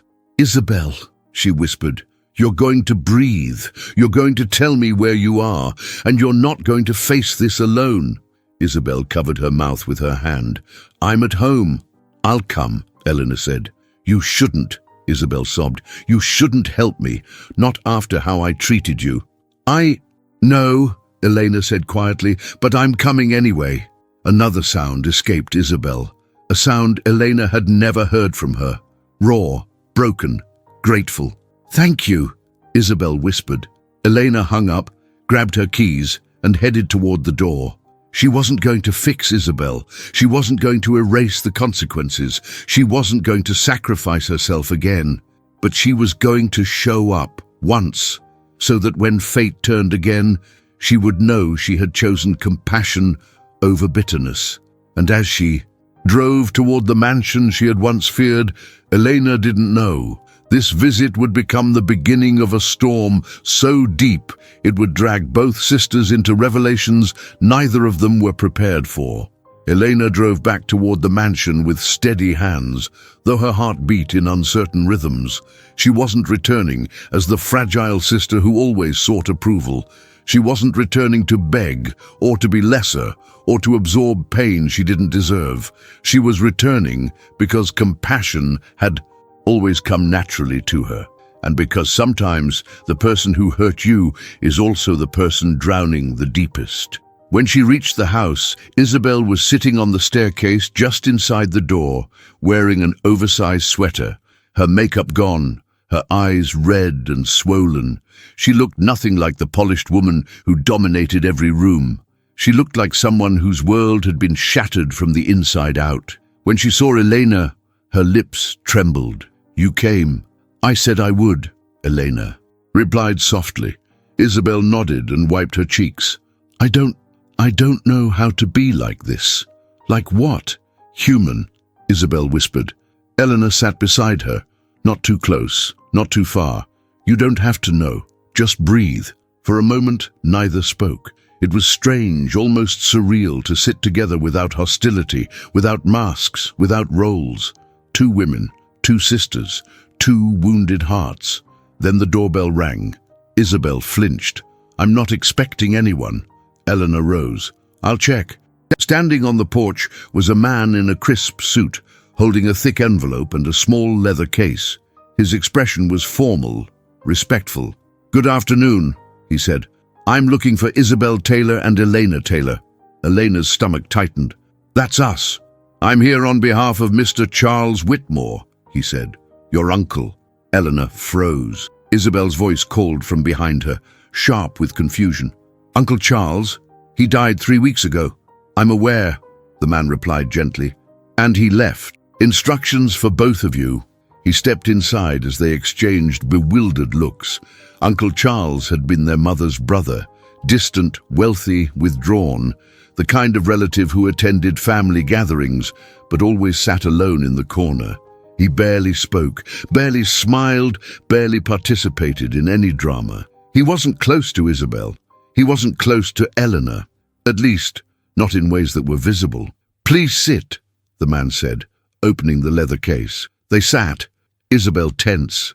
Eleanor, incautious. "This," he said, sliding a document across the table, "is Mr. Whitmore's last will and testament." Isabel's eyebrows shot up.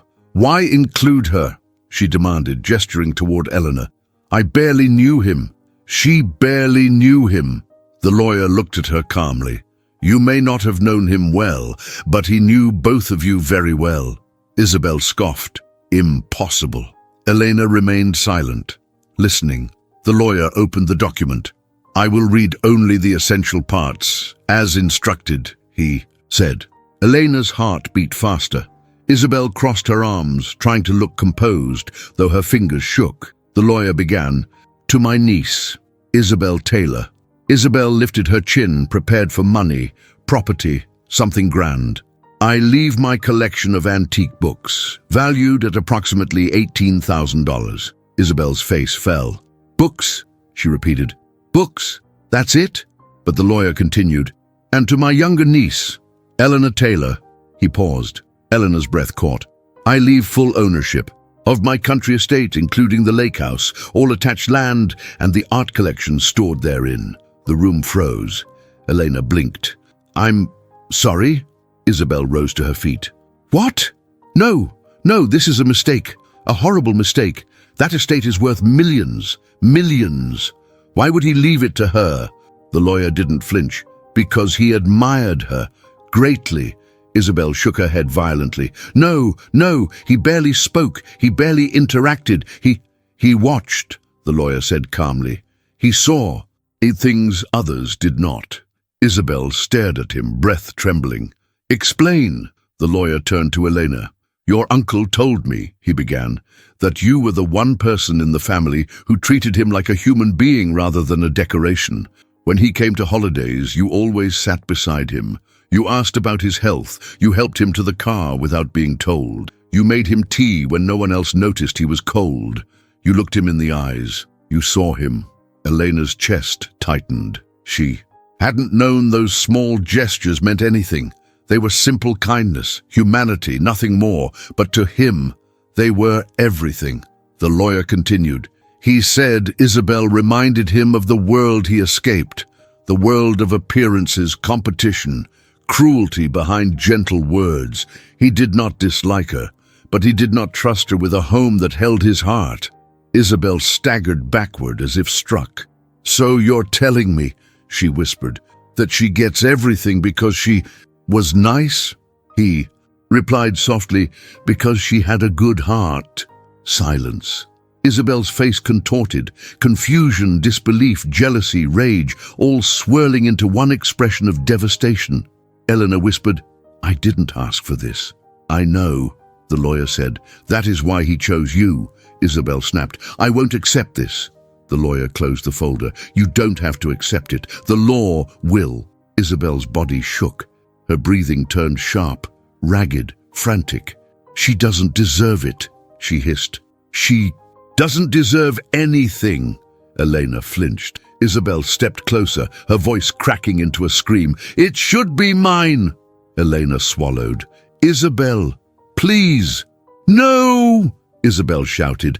"No! I won't let you take what should be mine. You take everything. My husband's attention, my peace, my image. And now this!" Tears ran down her face. Not soft tears, violent ones. The lawyer stood. "I'll leave you both to process this," he said quietly. "Miss Taylor, I will contact you tomorrow about the estate. Transfer." Elena nodded numbly. When he left, the door clicked softly behind him. Isabel collapsed to her knees, and Elena, frozen in shock, barely whispered her name, because everything had changed, completely, irrevocably. Fate had chosen sides, without asking permission. Isabel didn't cry quietly. She didn't collapse with grace or dignity. She broke, violently, openly, without restraint. Kneeling on the polished floor of the mansion she once ruled, she sobbed like someone who had lost the world. Elena stood frozen, her heart twisting painfully. She had never seen her sister like this, stripped of arrogance, stripped of control, stripped of the cold armor she had worn her whole life. This wasn't the woman who humiliated her at dinners. This wasn't the woman who mocked her dreams. This wasn't the woman who claimed perfection as her birthright. This was a woman terrified of being nothing without her titles, her wealth, her image. Elena, Isabel choked, pressing her hands to the floor. This can't be happening. Tell me this isn't real. Tell me it's some mistake. Elena swallowed. Isabel, I didn't ask for any of this. I know you didn't, Isabel shouted through tears. That's the worst part. You didn't have to ask. You didn't have to try. Everything just comes to you. People love you for no reason. They always have. That's not true, Elena whispered. It is, Isabel screamed, rising shakily to her feet. People pity you. They see you as this innocent, a thing, this fragile little doll who needs protection. And now even the dead choose you over me. Elena flinched. This isn't about pity. Uncle Charles made his own decisions. Isabel's breath trembled. She ran her fingers through her hair in frantic, jagged movements. Do you know what that estate means? Do you have any idea? Her voice rose in a spiral. I was counting on it, counting on selling it. It would have saved us, saved everything. Elena's eyes widened. Saved what? Isabel's lips parted, but she stopped herself. Too much truth slipped too close to the surface. Elena stepped closer, voice soft. Isabel, talk to me. What's going on? But Isabel backed away, shaking her head in wild refusal. No. You don't get to know. You don't get to understand. Not you. Why? Because if you understand, Isabel whispered, voice cracking like breaking glass, you'll see how weak I truly am. Eleanor felt her chest tighten. I already saw that. And I didn't leave. That was different, Isabel snapped. I still had something then, still had control, still had dignity. She wiped her cheeks angrily, smearing mascara across her skin. But now I have nothing. That's not true. It is, Isabel shouted, her voice echoing through the empty house. Look at me, Elena. Look at my life. My marriage is falling apart. The business is gone. The money is evaporating. People are laughing at me online. And now even my uncle, chose you over me. Her shoulders shook uncontrollably. It should have been mine, she repeated in a whisper so fragile it nearly disappeared. The estate should have been mine. I needed it. Eleanor's heart hammered. If you needed help, you could have asked. Isabel let out a bitter laugh. Asked. I don't ask. I win. I earn. I dominate. Her voice cracked again. But now I can't even pretend. She turned away, staring at the window like it held answers. Outside, the pool shimmered under the afternoon sun, mocking her with its calm. Elena, she whispered without turning, I'm scared. The admission was so quiet, so helpless, that Elena felt her breath catch. Of what? She asked gently. Of disappearing, Isabel said. Of everyone seeing who I really am. And now that you have the estate, the property, the value, her voice thin, trembling. You have something I don't. Elena stepped closer. I'm not your enemy. Isabel turned around slowly, and for the first time in their lives, Elena saw pure envy in her eyes. Not the playful envy of adolescence, not the superiority complex of adulthood. Real envy. Dangerous envy. You have what I need, Isabel whispered. And you know it. Elena's pulse quickened. Isabel, talk to me. Tell me what's going on with the money, with the business, with Daniel. Tell me the truth. But Isabel stiffened. All vulnerability evaporated. Her face hardened. Her eyes sharpened. Her walls rebuilt themselves in seconds. No, she said coldly. You don't get to know, and you don't get to judge me. I'm not judging you. Yes, you are, Isabel hissed, standing there with your soft voice and sad eyes. You think you're better than me. That's not. It is, Isabel snapped, stepping closer. You think kindness is a strength, but it's not. It's a weakness. And look where it got you your whole life. Eleanor felt the sting, not because it was true, but because it was the last weapon Isabel had left, and she was using it, desperately. Elena, Isabel whispered again, voice trembling as anger and fear collided inside her. "You need to give it to me." Elena froze. "What?" "The estate," Isabel said, her voice breaking. "Sign it to me. Give it to me. Please." Elena's heart twisted painfully. I can't do that." "You won't," Isabel corrected, her breath shaking. "Because now you have the power, and I don't." Her voice rose with hysterical panic. "You like having it, don't you? You like being the chosen one. You like being the one who gets saved while I drown. That's not fair. Life isn't fair!" Isabel screamed. A glass on the counter rattled. Elena swallowed hard. "I'm not taking anything from you." "You are," Isabel sobbed. "You're taking everything." She sank onto the couch, covering her face with trembling hands. "I'm losing everything," she whispered into her palms.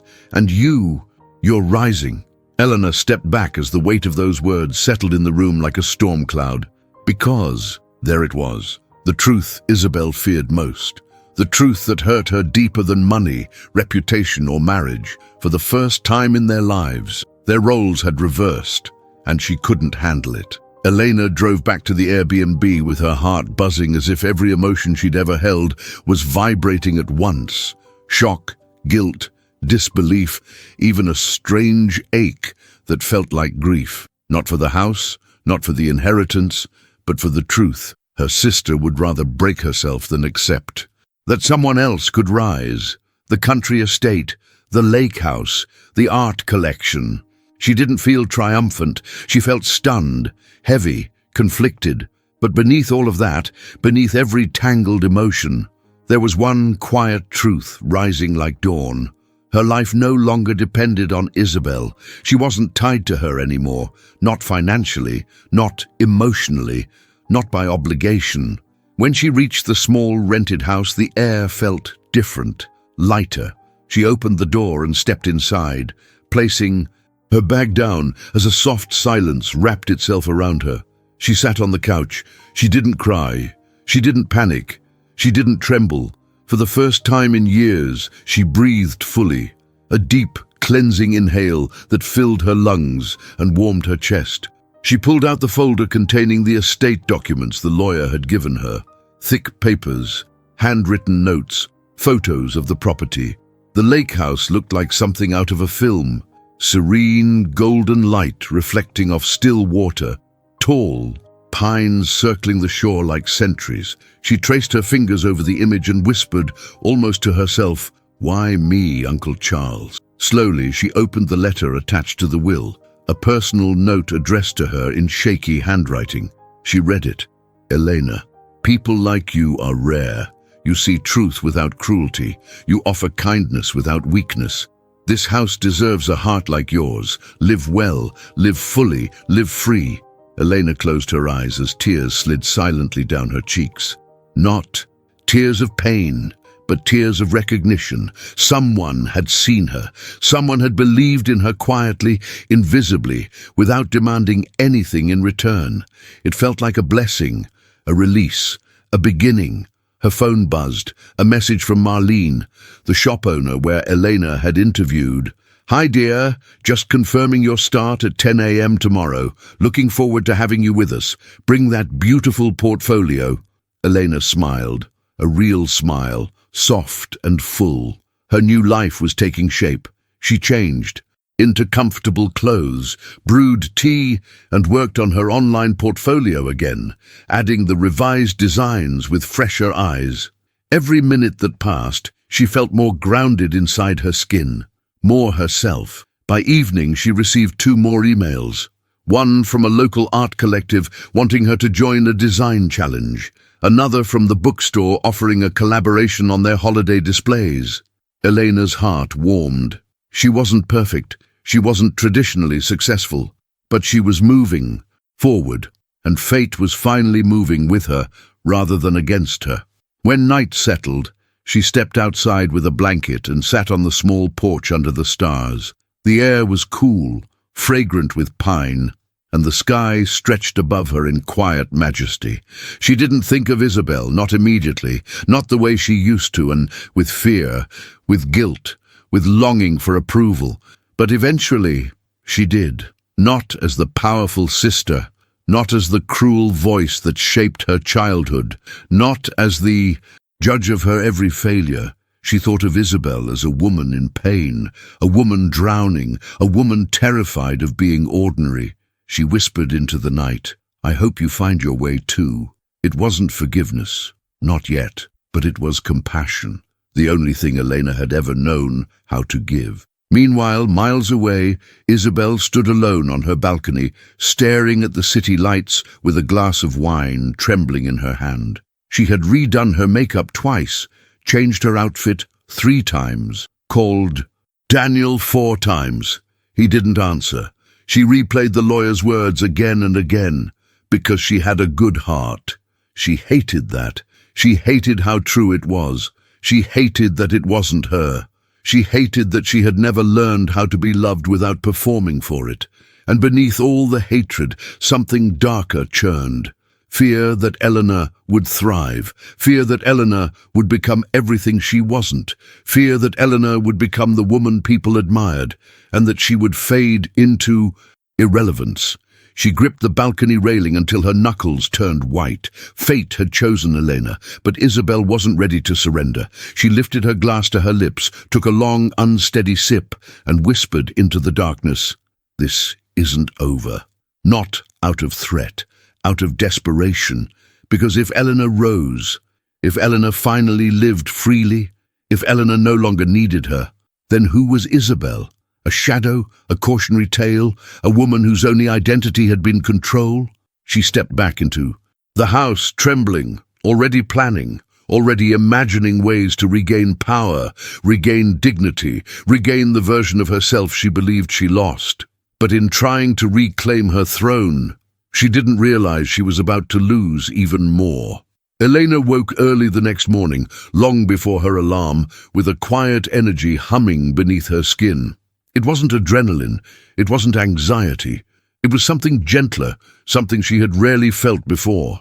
Anticipation. Her first real workday at the design shop. She dressed simply. Soft jeans, a cream blouse, her hair pulled into a tidy low bun, and carried her portfolio under her arm as she walked through the crisp morning air. The sun had just begun to rise behind the pines, turning the sky into a watercolor of warm golds and pale pinks. For a moment, she let herself stop and breathe it in. This was her new beginning. She arrived at the shop at exactly 9:50 a.m. Marlene greeted her with a warm smile. "Right on time, dear. That's a good sign." Elena smiled back. "Thank you for the opportunity." "You earned it," Marlene said. "Let's get started." The morning passed easily, organizing materials, checking inventory, designing 2 sample pieces. Elena found herself slipping into the rhythm of the place, as if she had belonged there for years. Customers came and went, and she helped them with quiet confidence. She didn't try to impress anyone. She didn't hide. She simply was. And for the first time in a long time, that was enough. During her lunch break, she stepped outside with a small sandwich and sat on a bench near the shop entrance. A soft breeze brushed her face. Birds hopped along the sidewalk. Peace, real peace, filled her. Her phone buzzed. A notification, a bank alert. Her stomach dipped, but she opened it calmly. "Suspicious activity detected on your account." She frowned. Suspicious activity? On her account? She barely used it. She clicked into the details. The transaction listed was large, very large. A transfer request to Isabel Taylor. Elena froze. Her breath hitched. Her hands went cold. "No," she whispered. "No, no, no. What is this?" She checked again. It was true. Isabel had attempted to transfer money from the inheritance funds that hadn't even been fully transferred yet, using Eleanor's name, her identity, her pending beneficiary account. It wasn't a mistake. It wasn't an accident. It wasn't a misunderstanding. It was sabotage, a desperate, reckless attempt to claw back control. Even illegally. Elena's heart twisted.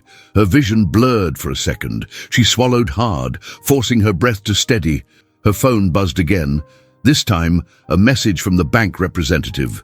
"We blocked the transaction for your protection. Please confirm if you authorize this attempt." Elena typed quickly, "I did not authorize it. Please freeze any access." As soon as she hit send, her phone rang. It was Isabel. Elena's fingers trembled as she answered. "Elena!" Isabel's voice rushed. Out fast, breathless, panicked. "Listen, I need you to understand. I didn't mean, it wasn't supposed to. You tried to take the money," Elena said quietly. "No," Isabel cried. "No, I was just checking something. I didn't know it would—" "Isabel," Elena interrupted softly, "don't lie." Silence. A long, suffocating silence. Then Isabel's voice broke into a whisper. "I needed it." Elena closed her eyes. "Then you should have asked. You would have said no. You don't know that." "Yes, I do," Isabel shouted, "because now you're the one with power, and people with power don't share. They don't offer. They don't lift anyone but themselves. I know that better than anyone." Elena swallowed. "Isabel, I'm not you."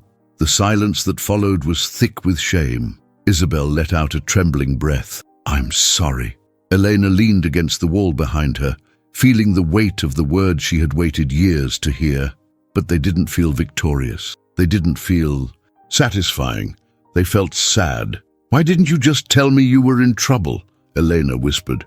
"Really tell me, without insults, without cruelty, without pushing me down." "Because I don't know how," Isabel said, voice cracked open. "I don't know how to be weak in front of someone who already saw me at my worst." "That's not weakness," Elena said gently. "That's honesty."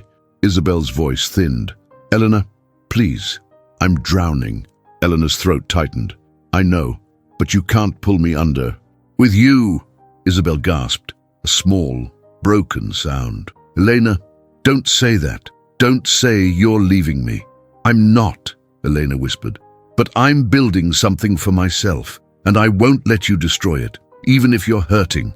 Isabel didn't answer, but Elena could hear her breathing. Shallow, fragile, like a woman holding her heart together with shaking hands. "Elena, I'm sorry," Isabel whispered again.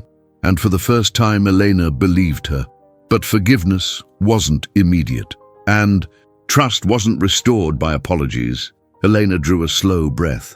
"Isabel, listen to me. You need help, real help, from people who can support you through this, financially, emotionally, legally. I just need you," Isabel murmured. "No," Elena said gently, her voice steady as steel. "You need yourself, and you need to stop expecting me to save you from consequences." Another silence, a painful one. "Elena," Isabel whispered, barely audible. "I'm scared. I know. Will you come? Will you talk to me, please?" Elena stared at the sky, its soft blue, the drifting clouds, and felt something settle inside her. A boundary, a truth, a shift in destiny. "I'll come tonight," Elena said softly. "But we're going to talk honestly this time. No lies, no manipulation, no cruelty." Isabel exhaled shakily. "Okay. And Isabel, there will be consequences for what you try to do."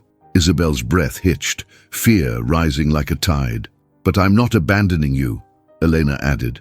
And for the first time in their lives, Elena held the power, not through wealth, not through dominance, through truth, through calmness, through self-worth. When she hung up, Elena stood for a long moment, the quiet breeze brushing against her skin. Tonight, everything would change again. But this time, Elena wasn't afraid. Elena arrived at the mansion just after sunset. The sky was turning indigo, the first stars flickering into view. A thin breeze moved through the trees, carrying the faint smell of chlorine from the pool. The house, however, felt heavier than the night around it. Quiet, but not peaceful. Quiet, like something was waiting. She stepped out of the car with steady feet. She wasn't afraid of this place anymore. She wasn't walking into an arena where she was the prey. Not tonight. Tonight, she was walking into truth. Uncomfortable, necessary, cleansing. Inside, Isabel was sitting on the couch in the dimly lit living room, her hands clasped tightly in her lap, knuckles white. She had changed into soft clothes again, a far cry from the perfectly curated outfits she normally wore. Her eyes were swollen, makeup streaked lightly at the corners. She didn't stand when Elena entered, didn't attempt to fix her hair, didn't pretend. She just watched her, tense and trembling. "Elena," she whispered, almost fragile. Elena nodded once, closing the door behind her. "We need to talk." Isabel swallowed hard. "I know." Elena walked further inside, stopping a few steps from the couch. She didn't sit. She didn't soften. She kept her voice calm, steady, devastatingly clear. "You tried to take the inheritance money." Isabel shut her eyes, pained. I know I shouldn't have. I panicked. You tried to do it behind my back. I wasn't thinking." "You were thinking," Elena corrected gently but firmly. "You just weren't thinking honestly." Isabel opened her eyes, guilt swirling in them. "I was desperate." "You still had a choice," Elena said. Silence stretched between them, thick and heavy. Isabel looked away, jaw tightening. Elena continued, voice steady. "For years, you told me I was weak, emotional, fragile. But the truth is, you've been the fragile one all along. You just hid it better." Isabel's breath caught, as if the words struck deeper than she expected. Elena stepped closer, slow, deliberate. "You've hurt me more times than I can count. You've mocked me, humiliated me, made me feel small whenever you felt threatened. And I always forgave you. I always came back." Isabel's throat tightened. "I know, but this time," Elena whispered, "you crossed a line." A tear slid down Isabel's cheek. "Elena, I'm sorry," she murmured, voice trembling. "I'm truly sorry. I'm losing everything. Everything I built, everything I pretended to be, everything people thought I was. It's all falling apart." "You're not losing everything," Elena replied gently. "You're losing the illusion."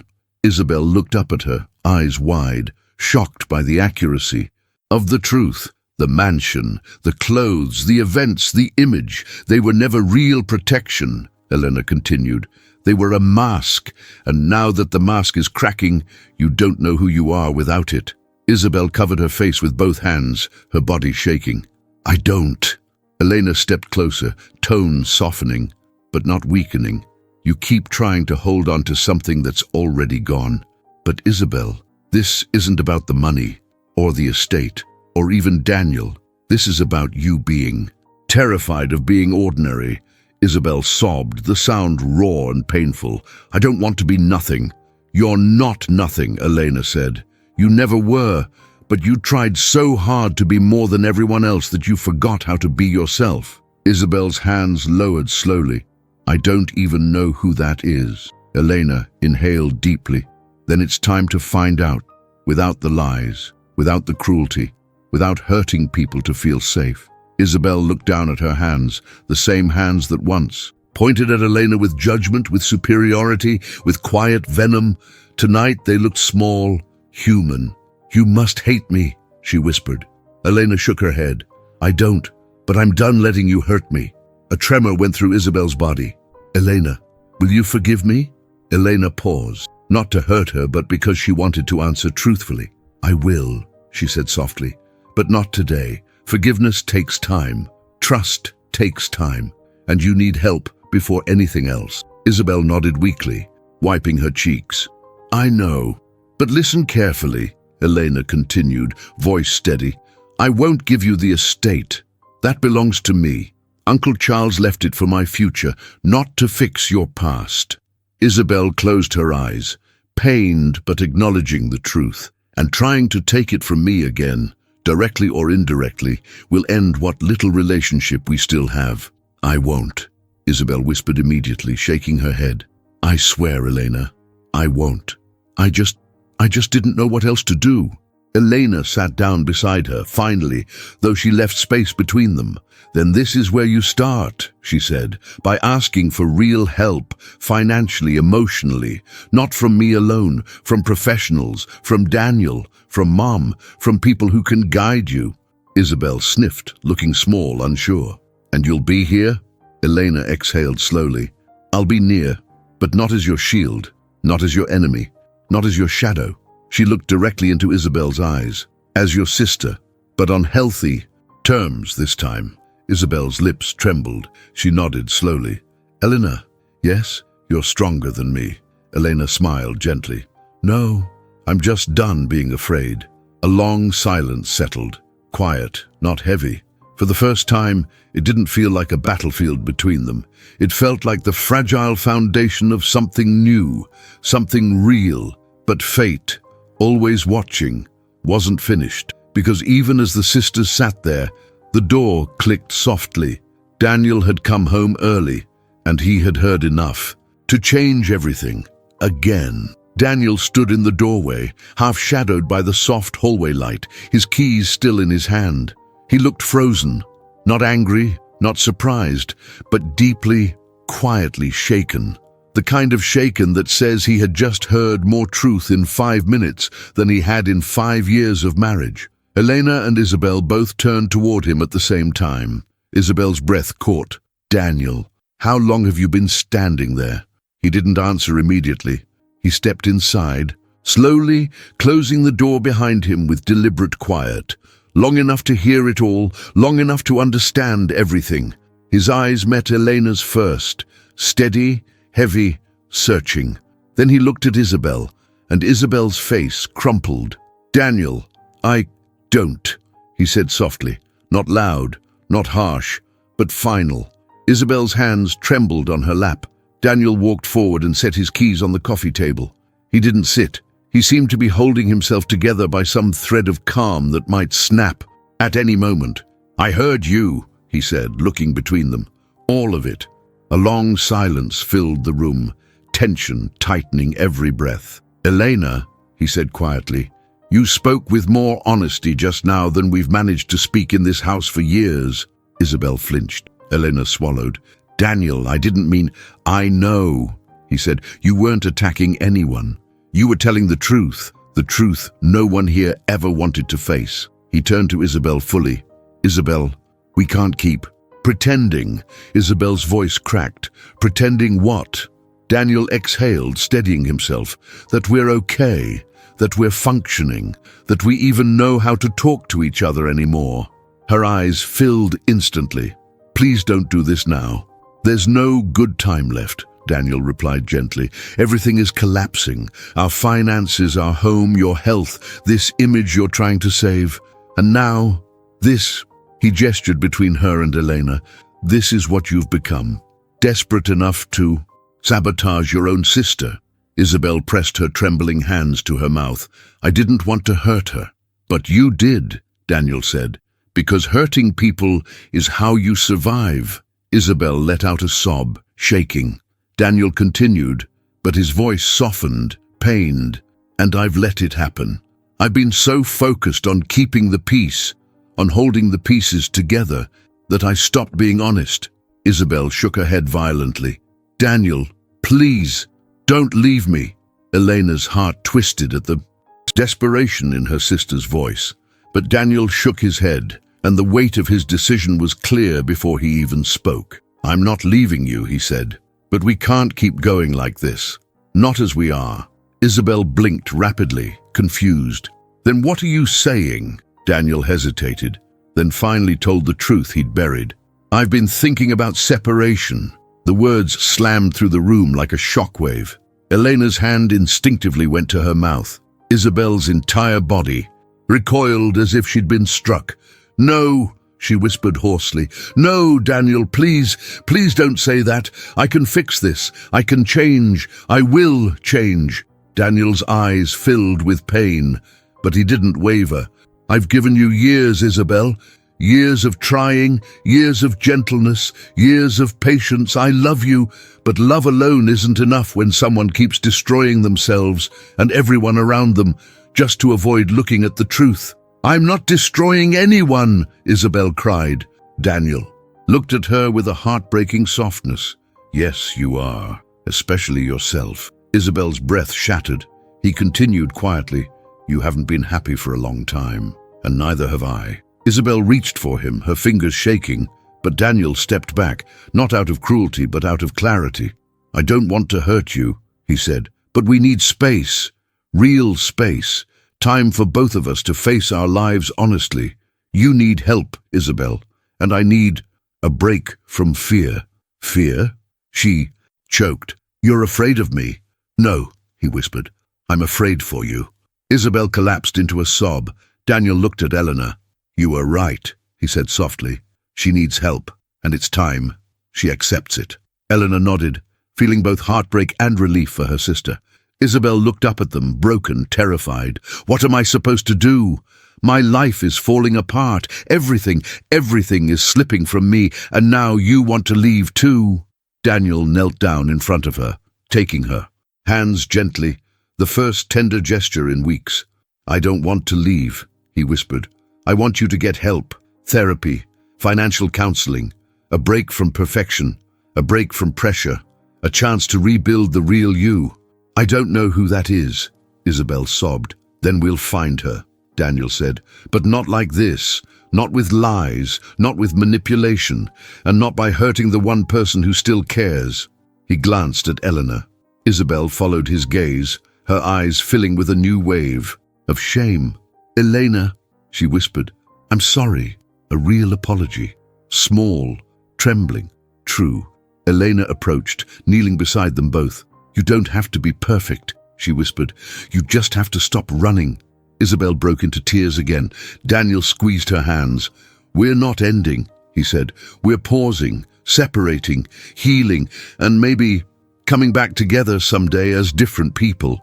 Isabel nodded through sobs, and for the first time since childhood, the three of them sat together. Not pretending, not competing, not fighting, but breaking open, breaking honestly, breaking towards something new. Elena drove toward the country estate the following morning with a mixture of nervousness and quiet anticipation. The road wound through long stretches of pines and rolling fields, a world far from the marble coldness of Isabel's mansion, far from arguments, far from years of tension. The air smelled cleaner, lighter. She wasn't running away. She was moving towards something. A future chosen for her by someone who had seen her truth long before. She learned to see it herself. When the lake first appeared between the trees, sunlight shimmering across the water like scattered diamonds, Elena felt her breath catch. The estate was beautiful in a way that didn't feel boastful. No towering gates, no guarded fences, no overstated design. It felt peaceful, humble, quiet. The lake house sat on a gentle rise, overlooking the water. 2 floors, wooden porch, large windows, ivy. Climbing one side of the exterior, not the kind of wealth Isabel flaunted, the kind that held history. Eleanor parked and stepped out. Birdsong greeted her. A breeze softened her hair. Leaves rustled above like gentle applause. She walked up the steps and unlocked the door. Inside, the house smelled faintly of cedar and old books. Not musty, just lived in, loved. The kind of place where time moved slower. Sunlight pooled through the windows across wide wooden floors. A large stone fireplace dominated one wall, with shelves built around it. Shelves filled with carefully arranged books, framed sketches, trinkets collected from travels. She stepped deeper inside. The furniture was simple, vintage but well cared for. A reading chair near the window, a wooden table facing the lake, a piano against the far wall, its keys covered with a cloth embroidered with initials. C.W. Uncle Charles. Elena's chest tightened. She had never realized how much of a life he'd lived outside family. Gatherings. He had been quiet but not empty. Alone but not lonely. His house reflected that. Solitude with dignity. As she explored, she noticed envelopes placed neatly on certain shelves, each labeled with dates. Some were old, some recent, some unopened. Her curiosity pulled her deeper. Then she found it. A brown leather binder laying flat on the desk in the study. It wasn't dusty. It had been cleaned recently, handled recently. A thin stack of papers sat beneath it, sealed with a wax stamp. Her name was written on the front. Elena's heart squeezed. She reached for the binder first. Inside were letters, dozens of them, all handwritten, all addressed to her. She opened the first one. "Elena, I know I won't be here long enough to say these things to you in person, but I've watched you grow, quietly, carefully, with more resilience than you realize." Her breath slowed. "You do not know your own strength because you were raised in a home where softness was treated as weakness, and kindness as simplicity. But I saw you, and I want you to see yourself too. She read another. You were the only one who asked if I was comfortable. The only one who made me tea without being asked. The only one who didn't change your voice when you spoke to me. Those small things matter more than any inheritance. Eleanor pressed her fingers to her lips, overwhelmed. He wasn't family by blood alone. He had been family in silence, silently watching, silently choosing her long before she ever knew. He cared. She reached for the sealed envelope next. Her name, Elena, was written in the same trembling handwriting. She broke the wax. Inside was a letter thicker than the rest, longer, weightier. She unfolded it. There is something you must understand about the estate and about your sister. Elena's pulse quickened. Your inheritance is not only about the house. I left something here for you, something that explains why I chose you and why I could never choose Isabel. Her breath hitched. She kept reading, eyes widening. 30 years ago, your mother trusted me with something important, something I kept hidden for her, for your family, for you. Your sister was never told, but it shaped everything, more than you know. Eleanor felt her heart pound against her ribs. In the lake house cellar, behind the right-hand cabinet, you will find a box with your name. Inside, the truth your mother didn't know how to reveal. She froze. Her skin prickled. A secret, hidden for decades? About her? About Isabel? The letter continued. This truth is not meant to divide you further. It is meant to free you. It is the reason I loved you quietly all these years. Eleanor's hands trembled as she lowered the letter. Her vision blurred. Her uncle hadn't simply left her a house. He had left her a key to something buried so deeply her mother couldn't speak it. Something that explained everything. The favoritism, the cruelty, the distance, the wedge between the sisters. Elena stood slowly. Her legs felt heavy with dread and anticipation as she walked toward the narrow door on the side of the kitchen, the one leading down to the cellar. Each step creaked, each step echoed. The cellar was cool, dimly lit by a pull-string bulb. Old furniture and boxes lined the corners. The right-hand wall held a tall wooden cabinet. Elena approached it. Her fingers brushed the wood. She pushed gently. It moved. Behind it, tucked into a recessed space in the wall, sat a small wooden box with her name carved into the lid, Elena. Her breath caught. She reached for it with shaking hands, because inside this box, inside this truth, lived the reason her entire life had been shaped the way it was. A secret that would change everything, not only for her, but for Isabel. Elena carried the small wooden box up from the cellar as if it contained something alive, something breathing, something that could shatter the world with a single whisper. Her hands trembled. Her heart felt too loud. The quiet of the lake house wrapped around her like a held breath. She sat on the floor near the fireplace, the box resting in her lap.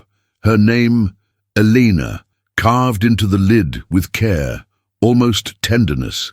As if her uncle had traced the letters slowly, knowing one day she would sit exactly like this, ready to face the truth. She inhaled deeply and opened it. Inside, the first thing she saw was an envelope yellowed with age. Her mother's handwriting covered the front. For Eleanor, when the time is right. Her chest tightened. She reached for it but stopped when she noticed what lay beneath. A birth certificate, old, fragile, edges frayed. Eleanor's name was printed at the top, but her father's name was not.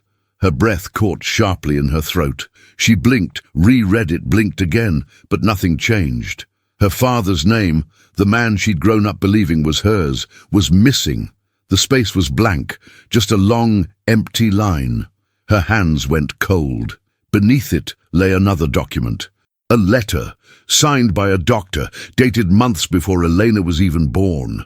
She unfolded it slowly. Confirmation of paternity testing. Donor conception. Elena's pulse slammed against her ribs. No, no, no, no. She reached for the final sheet in the box. A handwritten letter from her uncle. Elena, your mother wanted to protect you. She was ashamed of needing help, ashamed of the choices forced upon her when she was younger. Elena's breathing grew uneven. Your father, the man you grew up calling. Your father was not able to have children. This family has carried that secret in silence. Her vision blurred. Your mother wanted a child desperately. She chose anonymous donation, but when the child was born, she didn't expect the anger that would follow. Eleanor's heart squeezed so painfully, she pressed her hand to her chest. Your father agreed, but he never accepted it. He resented the child who was not biologically his. And Isabel, she overheard more than she was supposed to. She grew up believing you were the outsider, the child who didn't belong fully to him. Elena's eyes widened, her throat closed, her stomach twisted. She was wrong, Elena, but she was a child, shaped by adults who never explained. Her cruelty was born from fear.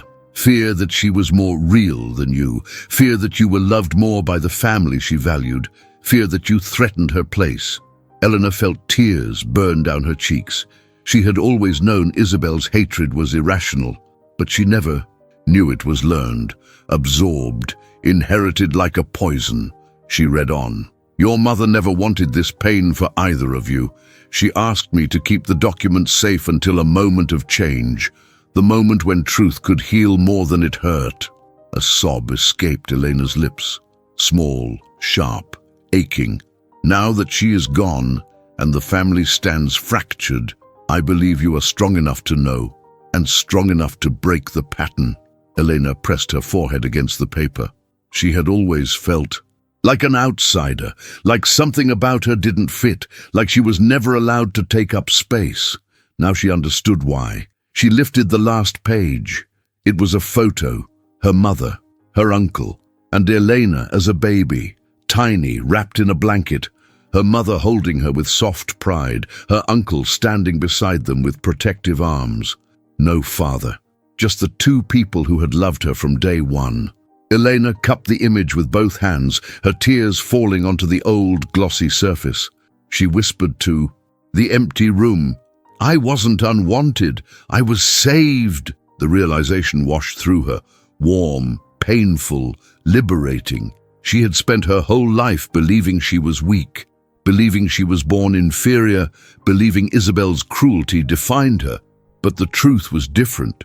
She was not a mistake. She was not an outsider. She was not incomplete. She was wanted, chosen, loved. Her mother had fought to bring her into the world. Her uncle had protected her truth, and Isabel's hatred had been built on a lie. Elena wiped her tears. Slowly, she lifted her phone with shaking fingers and stared at Isabel's name in her contacts. She didn't call. Not yet. Not until she knew how to say the truth without breaking her sister further. Not until she could speak without anger, without bitterness, without fear. She closed the box gently. Then she looked out the window, at the lake still and shimmering, and inhaled. The truth had arrived. It hurt, but it freed her.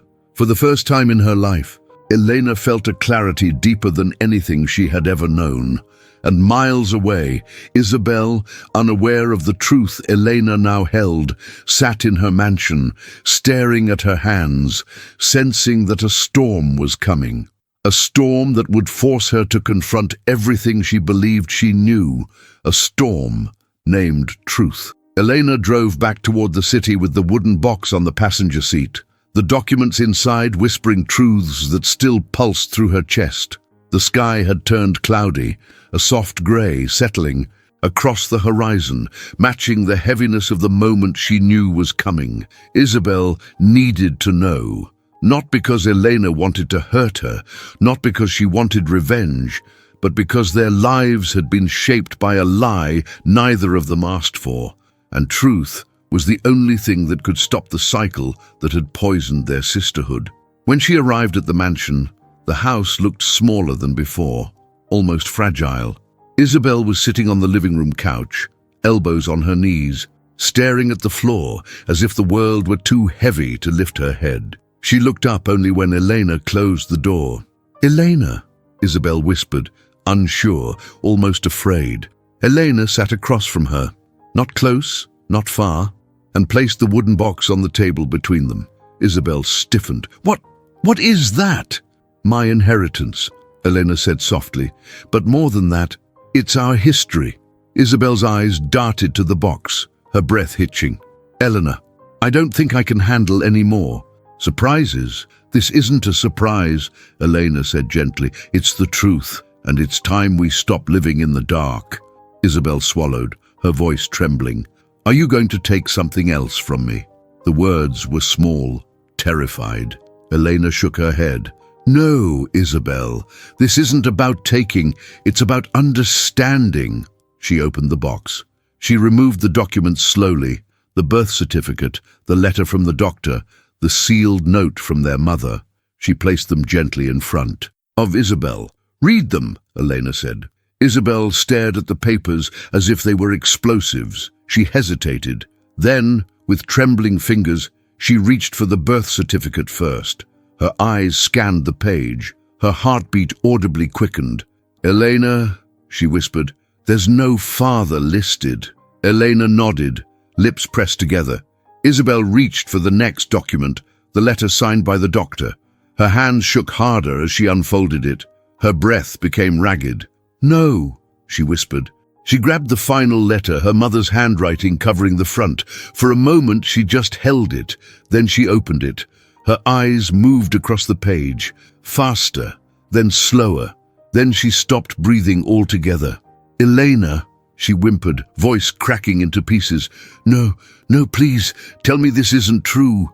Eleanor's throat tightened. It is. A sound escaped Isabel, a low, broken whine like a wounded animal. She pressed the letter to her chest, shaking violently. He wasn't. Isabel couldn't form the words. Dad, he wasn't your father. Elena shook her head. He couldn't have children. Mom used a donor. She wanted me. She chose me. Then Isabel's face twisted, agonized. When I overheard them arguing, when I heard him say, she's not mine, he meant you. Yes. And Mom didn't correct him. She let me think. Isabel choked, tears spilling down her cheeks. She let me think you were the outsider, the one who didn't belong. Elena nodded slowly. You were in child, Isabel. You believed what you heard. Isabel covered her mouth as the truth sank in deeper, deeper, deeper. And she whispered, voice shattering, I punished you, your whole life, because I thought you were the mistake, the stranger, the one who took what was mine. Tears poured down her face in hot, unstoppable streams. She looked at Elena with horror and guilt that twisted every part of her expression. I hurt you, she sobbed. I hurt you because I thought hating you would make me more real, more legitimate, more chosen. Elena's eyes softened with a grief that wasn't anger. It was mourning for 2 childhoods stolen by secrets. You hurt me, Elena said honestly. But you were hurt first. We both were. Isabel's sobs became louder, rawer. She shook as she clutched the letter. All those years, she wept, I thought Mom loved you more. I thought Dad tolerated you. I thought I had to fight for my place. Fight you. You didn't, Eleanor whispered. Isabel dropped her face into her hands. I'm so ashamed, she cried. God, Elena, how can you even look at me? I ruined your childhood. I ruined our relationship. I ruined everything because of a lie. Elena moved closer, not too close, but enough. Isabel, she whispered, look at me. Isabel lifted her face, red and wet and devastated. You weren't trying to ruin me, Elena said. You were trying to protect the little girl who felt threatened by something she didn't understand. Isabel broke into another sob. I was so cruel, she whispered hoarsely, so cruel. And now everything makes sense and I don't know how to live with it. You don't have to live with it alone. Isabel blinked, stunned. I'm not excusing what you did, Elena continued.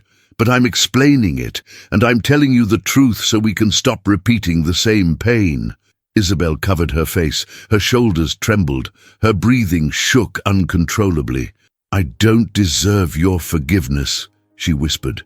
Maybe not yet, Eleanor said softly, but you deserve a chance to try again. Isabel's eyes widened, full of fear, full of gratitude, full of something she hadn't felt in years. Hope. She reached out, slowly, timidly, her fingers trembling.